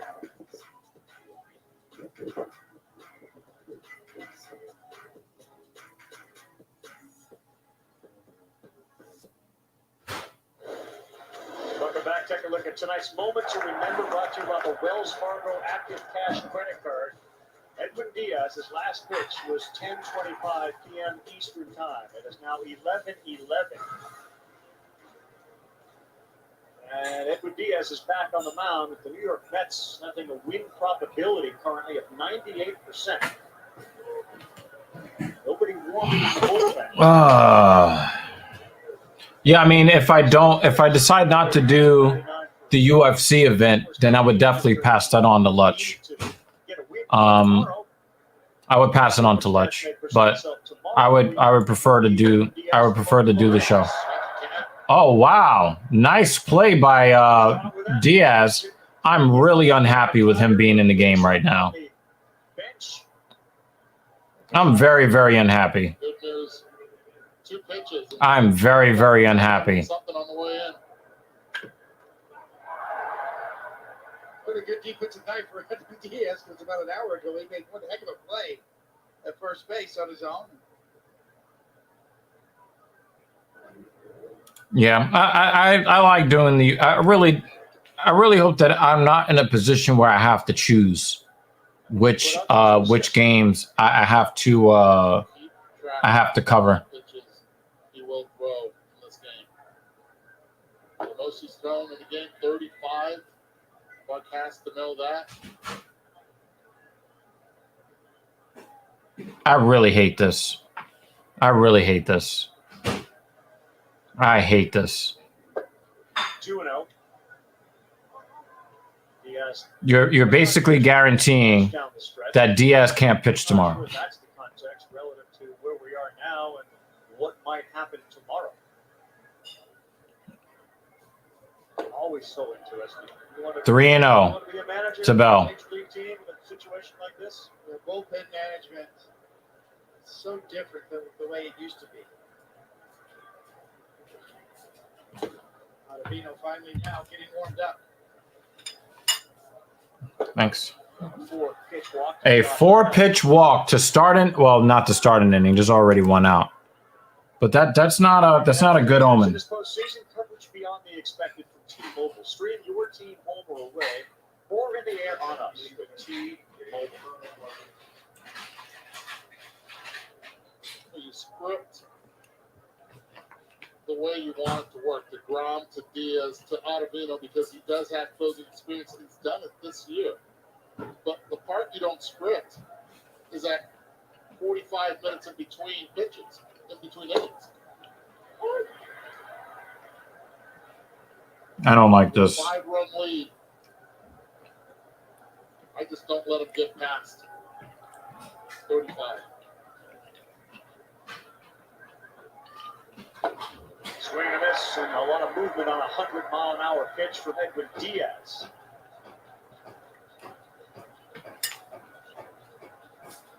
Obviously not a save situation for Ottavino, but 3 this year, 11 last year with the Red Sox. Somewhere Bruce Gossage and Sparky Lyra are watching this game going, this ain't nothing. Swing and a miss, he got it at 101.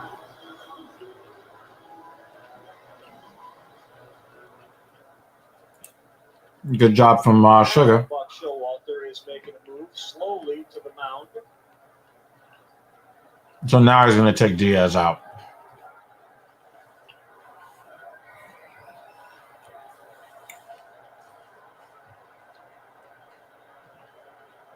Or is this a strategy? Bottom line, I need you for tomorrow.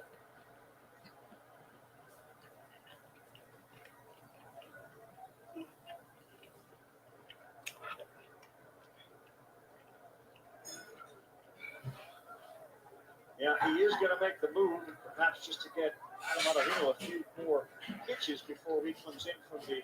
That's for you. But a huge ovation, similar to the one that Diaz got when he came in.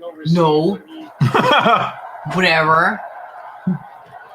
Now I'm just going to make sure I have the pinky up as I drink it. That place that I go that has the fancy water? I've been making sure. Drinking it with the pinky up.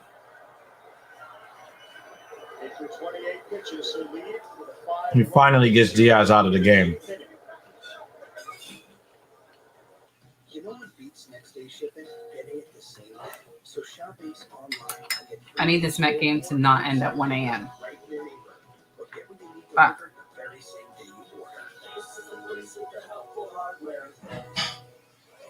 Ooh, the cute chicken strip basket. I want it. Oh, the dinner? House-made Hidden Valley Per usual, want some. Rice, Texas toast, Sharing is caring. Is this pasta? I think chicken and Brussels sprouts. Yep. And start crunching a year's AKA we don't waste food. thousands of compliance controls with the help of AI. Yes. Now you're making smarter decisions faster. Operating costs are lower. And everyone, from your auditors to your bankers, feels like $1 million. Let's create smarter ways of putting your data to work. You think everything is fire. If it's food, you'll fucking eat. He said all your scraps. Luxury. I think that's actually the last of the leftovers. Which reminds me, shopping list. Just leave them by the garbage or couch.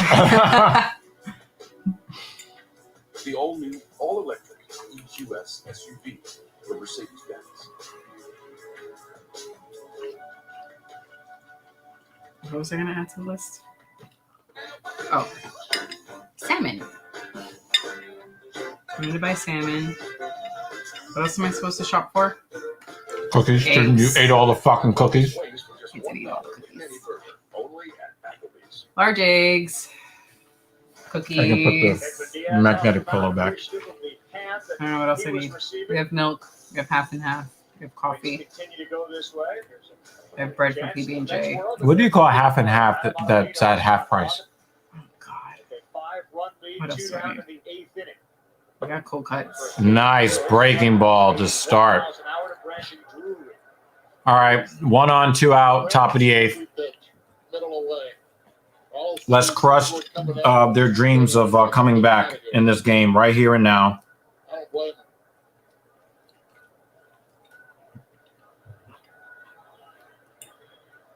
Oh, raspberries. Why not? This is why I need raspberries. The Phillies, they're trying to eliminate the St. Louis Cardinals. Football game is on ESPN News. You're on ESPN New York with a 4 spot in the 7th inning, leading 7-2.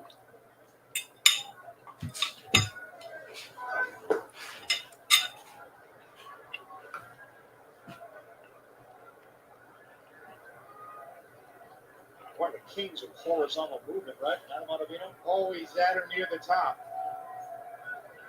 In terms of how much his slider breaks. Very much a student of the game, too. Sets up his own shop, his own high-speed cameras, self-analyzes. Very cerebral pitcher. He's been solid for the Mets all year long. You heard that grunt? Yeah. 2 balls, 2 strikes. All right, 1 more strike. The crowd is on their feet. Trying to get this last strike here in the top of the 8th inning. 2-2. 1 runner on first, 2 out. Trying to get out of this inning. Right here. Strike 3. Go sit your fucking ass down. Side retired. 96 right down Broadway for Adam Ottavino.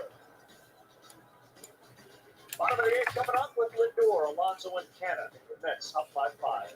Get the heart of the order. Maybe we get that 8th run. Her prediction was Padres 8, Mets 2. But she said that it could be 2 predictions. Right. The prediction that you think is going to happen, and then the prediction that you want to happen. So she thought it was going to be 8-2 Padres, and then said that she hopes that it's 8-2 Mets, and right now it's 7-2 Mets. So I don't know. Might be something to it. Her thing is, when you're talking about the Mets, you need to lead with pessimism. Yes. Yep. Any Mets fan, if you're in the chat, I mean, let me know if I'm wrong. Seriously. Like, if you sit there hopeful for the Mets that they're going to do something great, don't they disappoint you? And if you sit there like, oh, they're going to fucking bomb today, and then they surprise you. I mean, come on. It's true. Come on. It's the Subway Series menu. 12 irresistible subs. Like number 6, the Boss. Pepperoni kicks it off with meatball smothered in rich marinara. Don't forget the fresh mozzarella. Don't you forget who the real boss is around here. It's Subway's biggest refresh yet. My relationship with my credit cards wasn't good. I got into debt in college. And no matter Now, a lot of people have been asking me, do I think that Jacob deGrom is going to walk? And I said that I think that if he didn't get any run support tonight, that would elevate his chances of walking. But the Mets have scored 7 runs in this game. He left with the lead. This copyrighted telecast is presented by authority of the Office of the Commissioner of Baseball and may not be reproduced or retransmitted in any form. And the accounts He left the game with the lead, and then they built on the lead. while he was on the mound to get him, 7-2, the Mets leading the Padres. you know, his first playoff win in a while. And it wasn't like he had to pitch to a 1-0 game. You know, they gave him 3 runs while he was in there, but then they added more on top of it for him to kind of breathe a sigh of relief in the dugout. So if the Mets are eliminated tomorrow night, I think that they still left a good taste in his mouth as far as his last, his last appearance. And I think that it will give them a better edge when it comes to whether or not he decides to stay here with the Mets. So I think that there was much more at stake in this game than simply worrying about whether the Mets were going to be eliminated and swept in their own building again. I think that, there was much more at stake, and they, I think they rose to the occasion.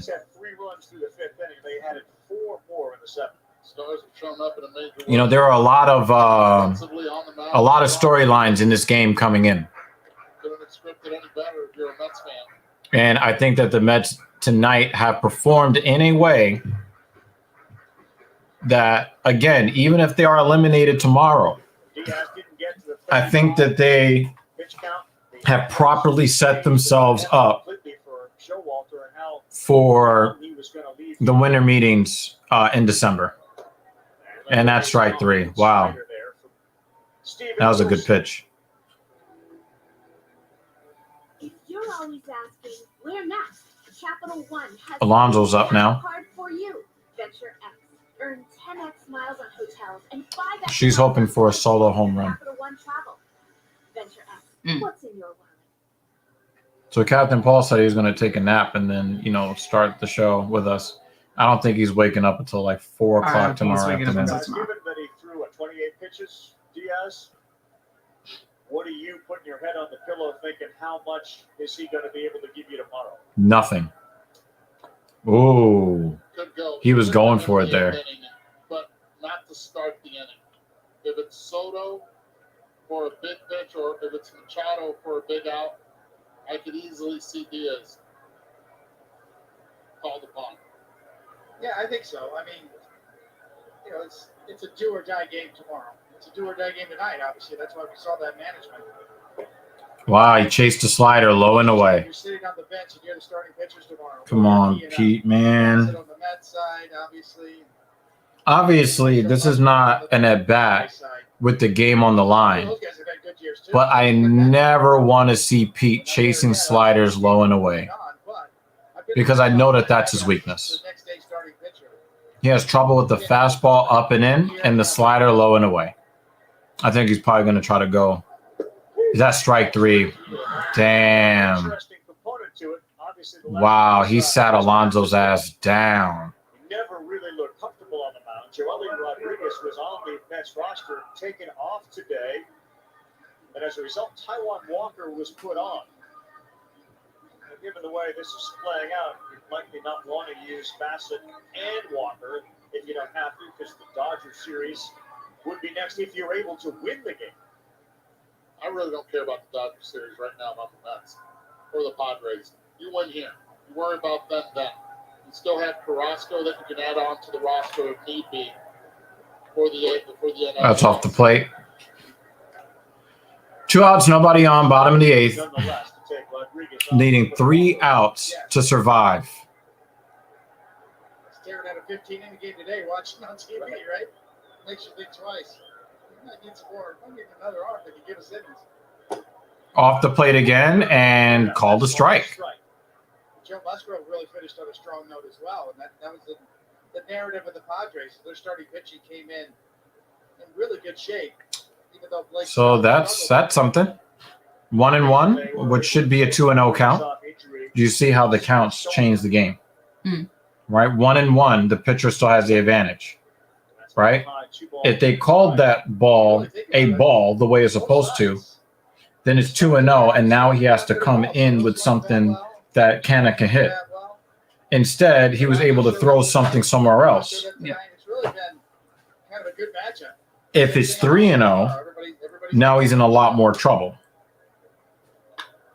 Popped up line right at the center fielder, and that retires the side. Not bad from Canna. It's just fucked up that he didn't get the call that he should have been able to get. Ninth inning coming up when we come back to Citi Field.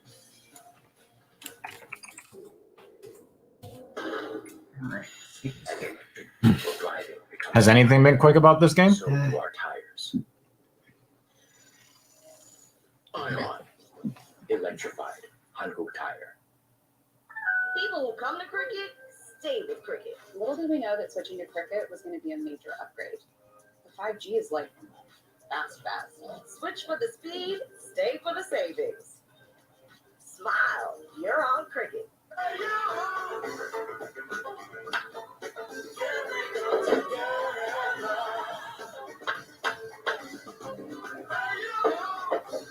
New Balance. We got now. It's cheating. It's not even fair. It's like the hitters know I'm gonna throw every time. I hate win reality. I love it. Be ready for real. Win reality. Why pay over $100 a month for cable when it's half the cost for Fubo TV? Get all the channels you want with all the entertainment you love for the price that cable can't beat. Try free at Fubo. Did Marte parte? I tried to tell you, I didn't come up with that shit. This one's like your last boyfriend. It's got issues. For the right used car, just say, show me the Carfax value. You'll get the most accurate price based on the vehicle's accident history. Shop at the all-new Carfax.com. I'm the team mascot, and boy, am I running late. But I got lead in my foot and spirit in my fingers. Oh, what a hit. And if you have cut rate car insurance, the cost to cover that might tank your season. So get off, Dave. You'll be better protected from mayhem like me. I like how the mascot is him with bruises and a Band-Aid. I want to give an RIP to all Toronto Blue Jays fans. A content creator that I follow on Twitter was really happy about a home run that the Toronto Blue Jays hit. Damn. Just struck out Paul Goldschmidt. Back here, Ottavino will start off with Hassan Kim at the first pitch. Breaking pitch doesn't break. 1-0.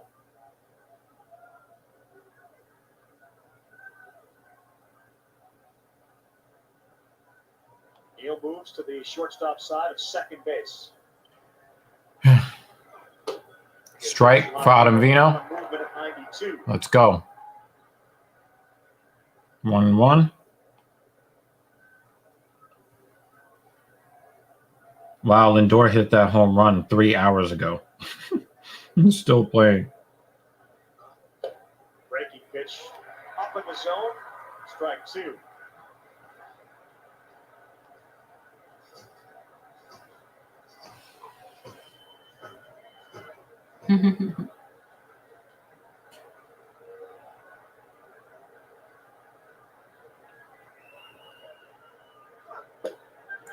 Does not get the ball, a little outside.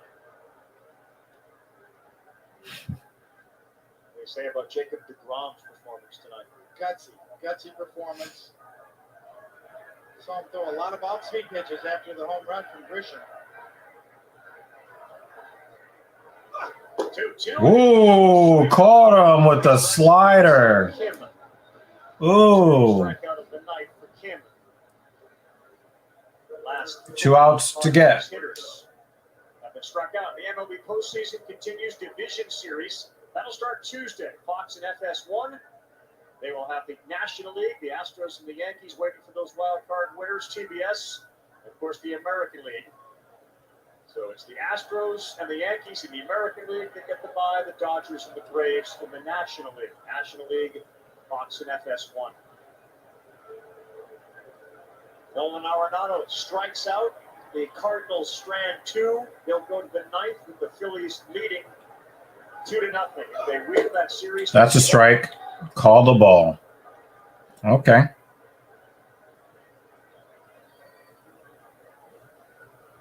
Winner of this one has the Dodgers. The winner of that one will get the Atlanta Braves. You hear the entire postseason as well on ESPN Radio.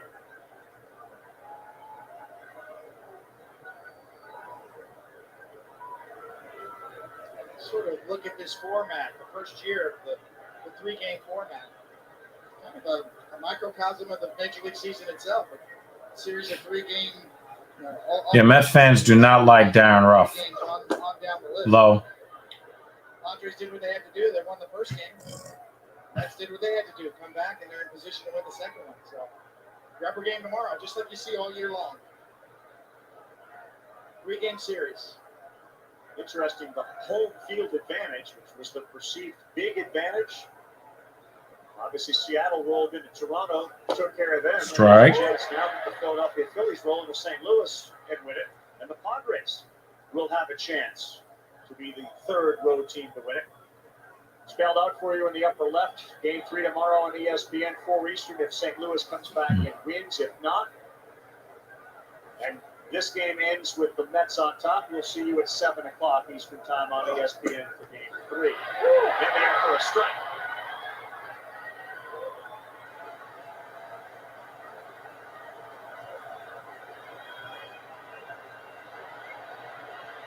Should be Chris Bassett, Joe Musgrove, who of course signed a $100 million deal. The San Diego native, what an opportunity for Joe Musgrove to deliver for his hometown Padres. They hit the ump. Should we get to Yep. the game tomorrow? Yep. Happens all the time. It's a great storyline. Joe Musgrove, an outstanding pitcher, along with Chris Bassett. It's a great matchup. Let's not forget that Bob Melvin has yet to use Josh Hader as well. So it could just go from Musgrove to Hader early.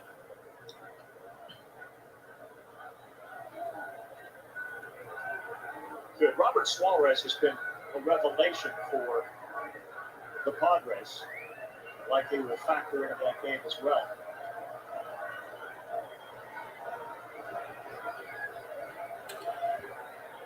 Right, 3-2 to Grisham, who is a shitty hitter, hitting home runs for the fucking Padres. And he hits him with the pitch. What the fuck, man?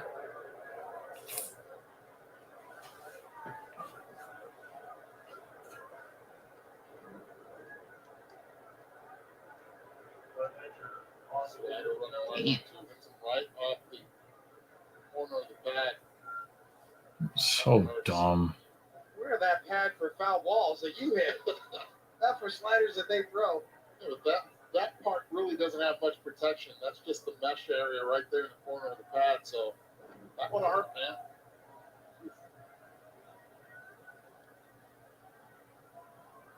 One on, one out, top of the 9th. After Ottavino hit that shitty ass hitter Grisham. Throws high, ball 1. Top of the order, Profar on deck.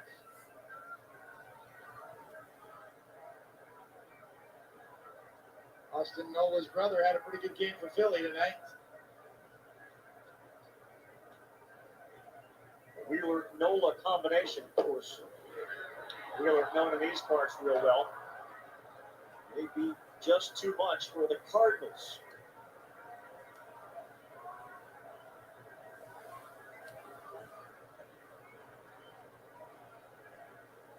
Austin and Aaron.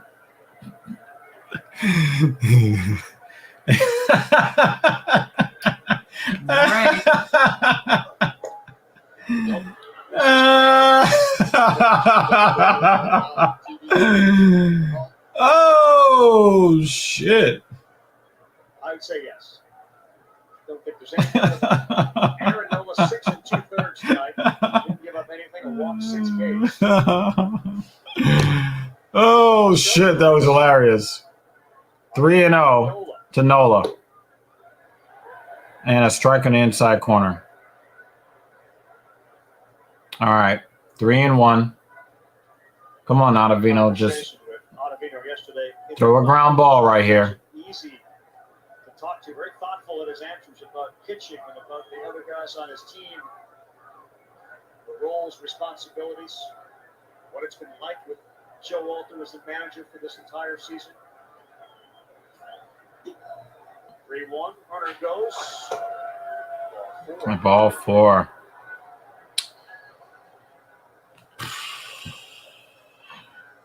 Two on board with 1 down. MLB celebrates Hispanic Heritage Month. Comes the pitching coach. The contributions made to our game by the Latino baseball community, past and present. Follow at Las Fayores and at MLB, and visit lasfayores.com for full coverage. Can't. Just can't let it be easy. You have to go through pretty much the heart of the order, starting with Profar, who's had really darn good wild Just can't let it be easy. Soto working on deck. I just realized something. The playoffs are dominated by the Eastern divisions. There were 3 teams that made it from the AL East, 3 teams that made it from the NL East. That means half of the playoff teams are from the respective leagues' Eastern divisions. That's crazy. 2 of them in the AL have already been eliminated. Strike. Remember, in the 5th inning, Seth Lugo already had got enough once. Jerkson Profar. 2 on, 1 out. Top of the 9th inning. I mean, you could just throw a ground ball right here, and it's a rocket. And the warning track, and then runner will tag from second and go on to third. So 2 outs, first and third. Profar is a little guy. If it was somebody else,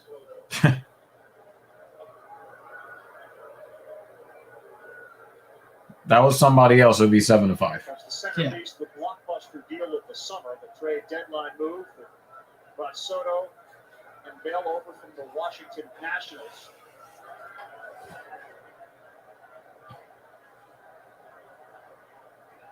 There's one guy in the league that can work an 8-9 pitch walk. It's Juan Soto. Really good eye. He knows that's what he has to do. Get on base for Manny. Down 5. But even as he's struggled with his average, the on base percentage has always been elite.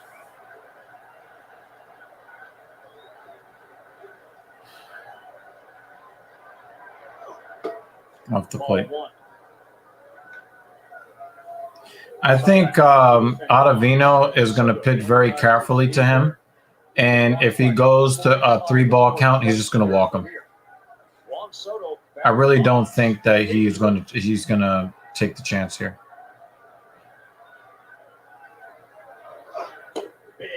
Big swing and a miss, 1-1. I think Soto was looking for a fastball there, and he got an off-speed pitch instead. Now Soto might be looking fastball here.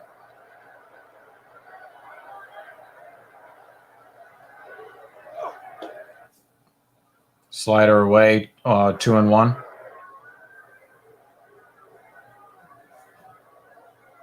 These are very labored pitches by Up and down the Padres lineup. Ottavino. A lot of good looks, a lot of good at-bats. If you're a Padres fan, you feel pretty good about how their lineups looked. 2-1 to Juan Soto. Foul back. All right, y'all. This is the last strike. 2 strike down to the final strike. This is the first one of the postseason in the Mets' favor here.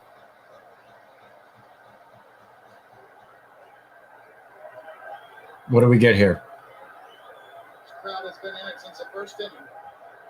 Most of them are still here. 2-2 from Ottavino. Ooh, bent around the plate. 3-2. Good call by the ump there. That's really close. I know it's a ball. It doesn't even hit quadrant, but as a hitter, you have to protect.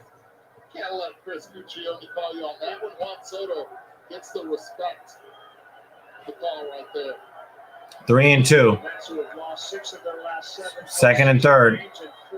The runner advanced on defensive indifference. And he walked him. Gotta load the bases. Is going to go to first, and the bases are going to be loaded for Manny Machado.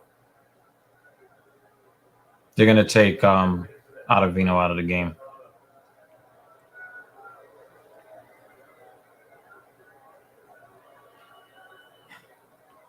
Showalter going to leave Ottavino in.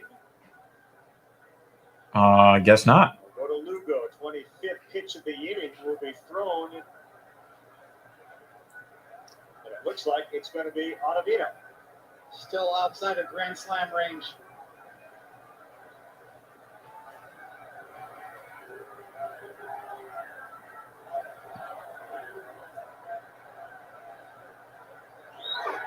Strike.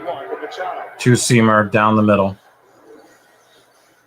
This was Manny last night, and it was an absolute missile into the seats and left.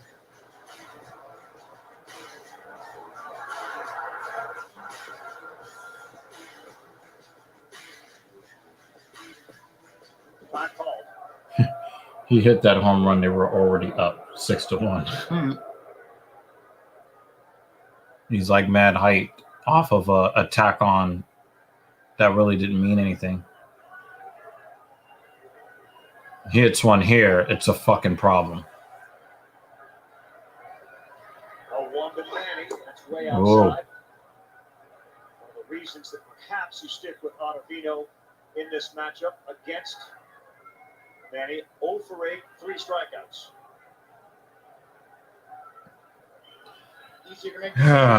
But you know, the law of averages and Murphy's Law comes together. If they don't get this last out, I'm going to bed. All right, 1-2 here.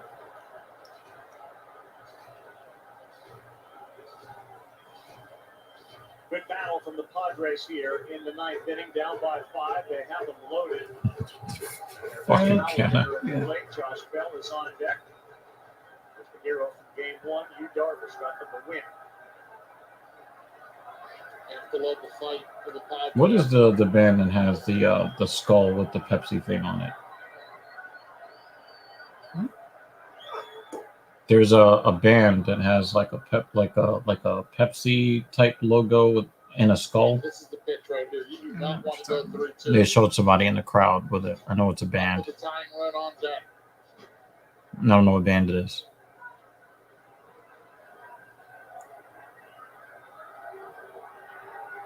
Where the 5-run lead produces such high anxiety. Here's the 2-2. We're off the plate, 3-2. Saw a good eye from Soto. Another one He from walks him, Machado. I'm going to bed.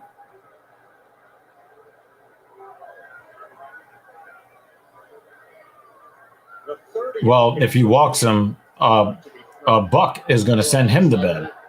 Throw strike. You have to throw a strike.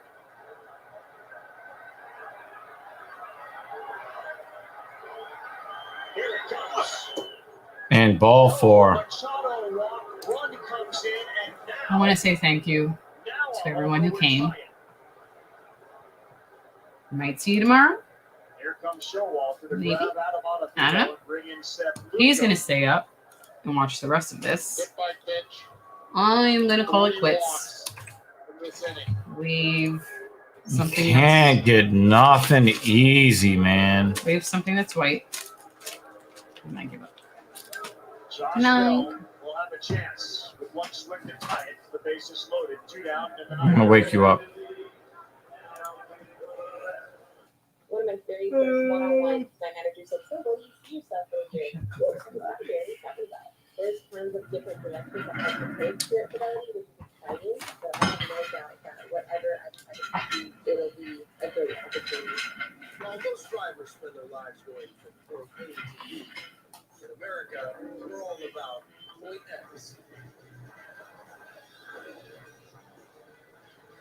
That's why our most versatile BMW X-Range vehicles are proudly manufactured right here in Spartanburg, South Carolina. The BMW X-Range, your next X-Venture, starts here. Visit your local BMW center today for attractive lease and finance offers.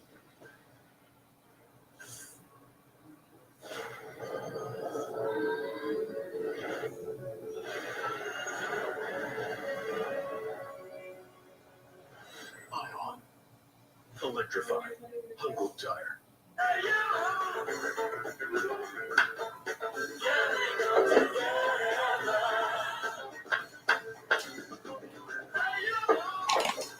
New Balance. We got now. It's the Subway Series menu. 12 irresistible subs. Like number 4, Supreme Meat, Smoky Capicola, Genoa Salami, and Pepperoni. It's the dream team of meats. I still got my uniform. It's Subway's biggest free price yet. What a shot here for Josh Bell. He was sort of the page 2 of the big deal. 7-3, bases loaded, 2 outs in the 9th inning with Josh Bell striding to the plate against new pitcher Seth Lugo, who had to work really hard to get his ERA down to a respectable level.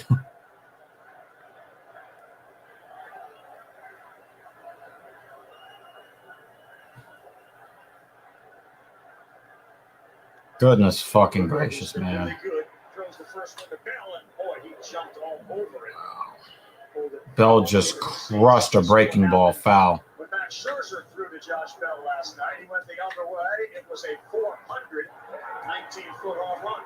3-1 count, worked it well to the 3-0. Next one. This is Side in the box, and he capitalized on it. Strike 2. He pulled the string on him.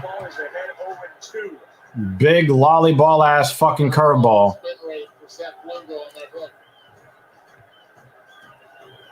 Josh Bell 1 for 5 in his career against Seth Lugo. 0-2. Finish him off, Lugo. Here it comes. That's Up and away with a fastball at 97 miles per hour. Lugo overthrew that one.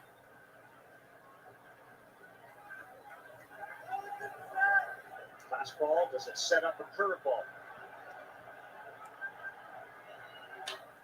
Curveball to Alonso, to Lugo, and we get a fucking final. God fucking damn. Grounds out to the first baseman, and tomorrow night, the rubber game to see who stays alive this postseason. The stars came out. There was deGrom on the bump, then Lindor, Wow. Alonso, and Diaz to shut down the door. And look, this is what the Mets needed. There's a tomorrow. If you're on the Padres side and you were told, hey, you got Joe Musgrove on the mound, game 3, you split the first 2, I think you'd sign up for that. Yeah, and we still have Josh Hader we haven't used yet. Check out ESPN 2, the St. Louis Cardinals batting 2 outs in the 9th inning, and they will have the winning run come to the plate. Yadier Molina just singles, so they have first. I just needed to fucking exhale, y'all. 7-3 game that felt like at times it was a 10-run game and it was a 1-run game. It ends up being a Game is over 4 hours long. God damn. See you tomorrow. It'll either be 4 o'clock or 7 o'clock, depending on what happens. You know, like I said, I'm just happy that they didn't go down in 2 games. A lot of teams that lost today, like they were out.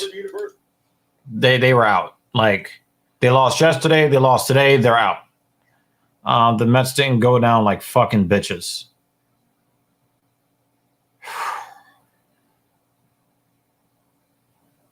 Well, We have one more game. Mets live to fight another day. I'm just glad it didn't go down. They didn't go out like bitches. I want to thank everybody that came through the stream tonight. Thank you very, very much for coming through. I know there were a lot of Mets haters, a lot of people rooting for San Diego.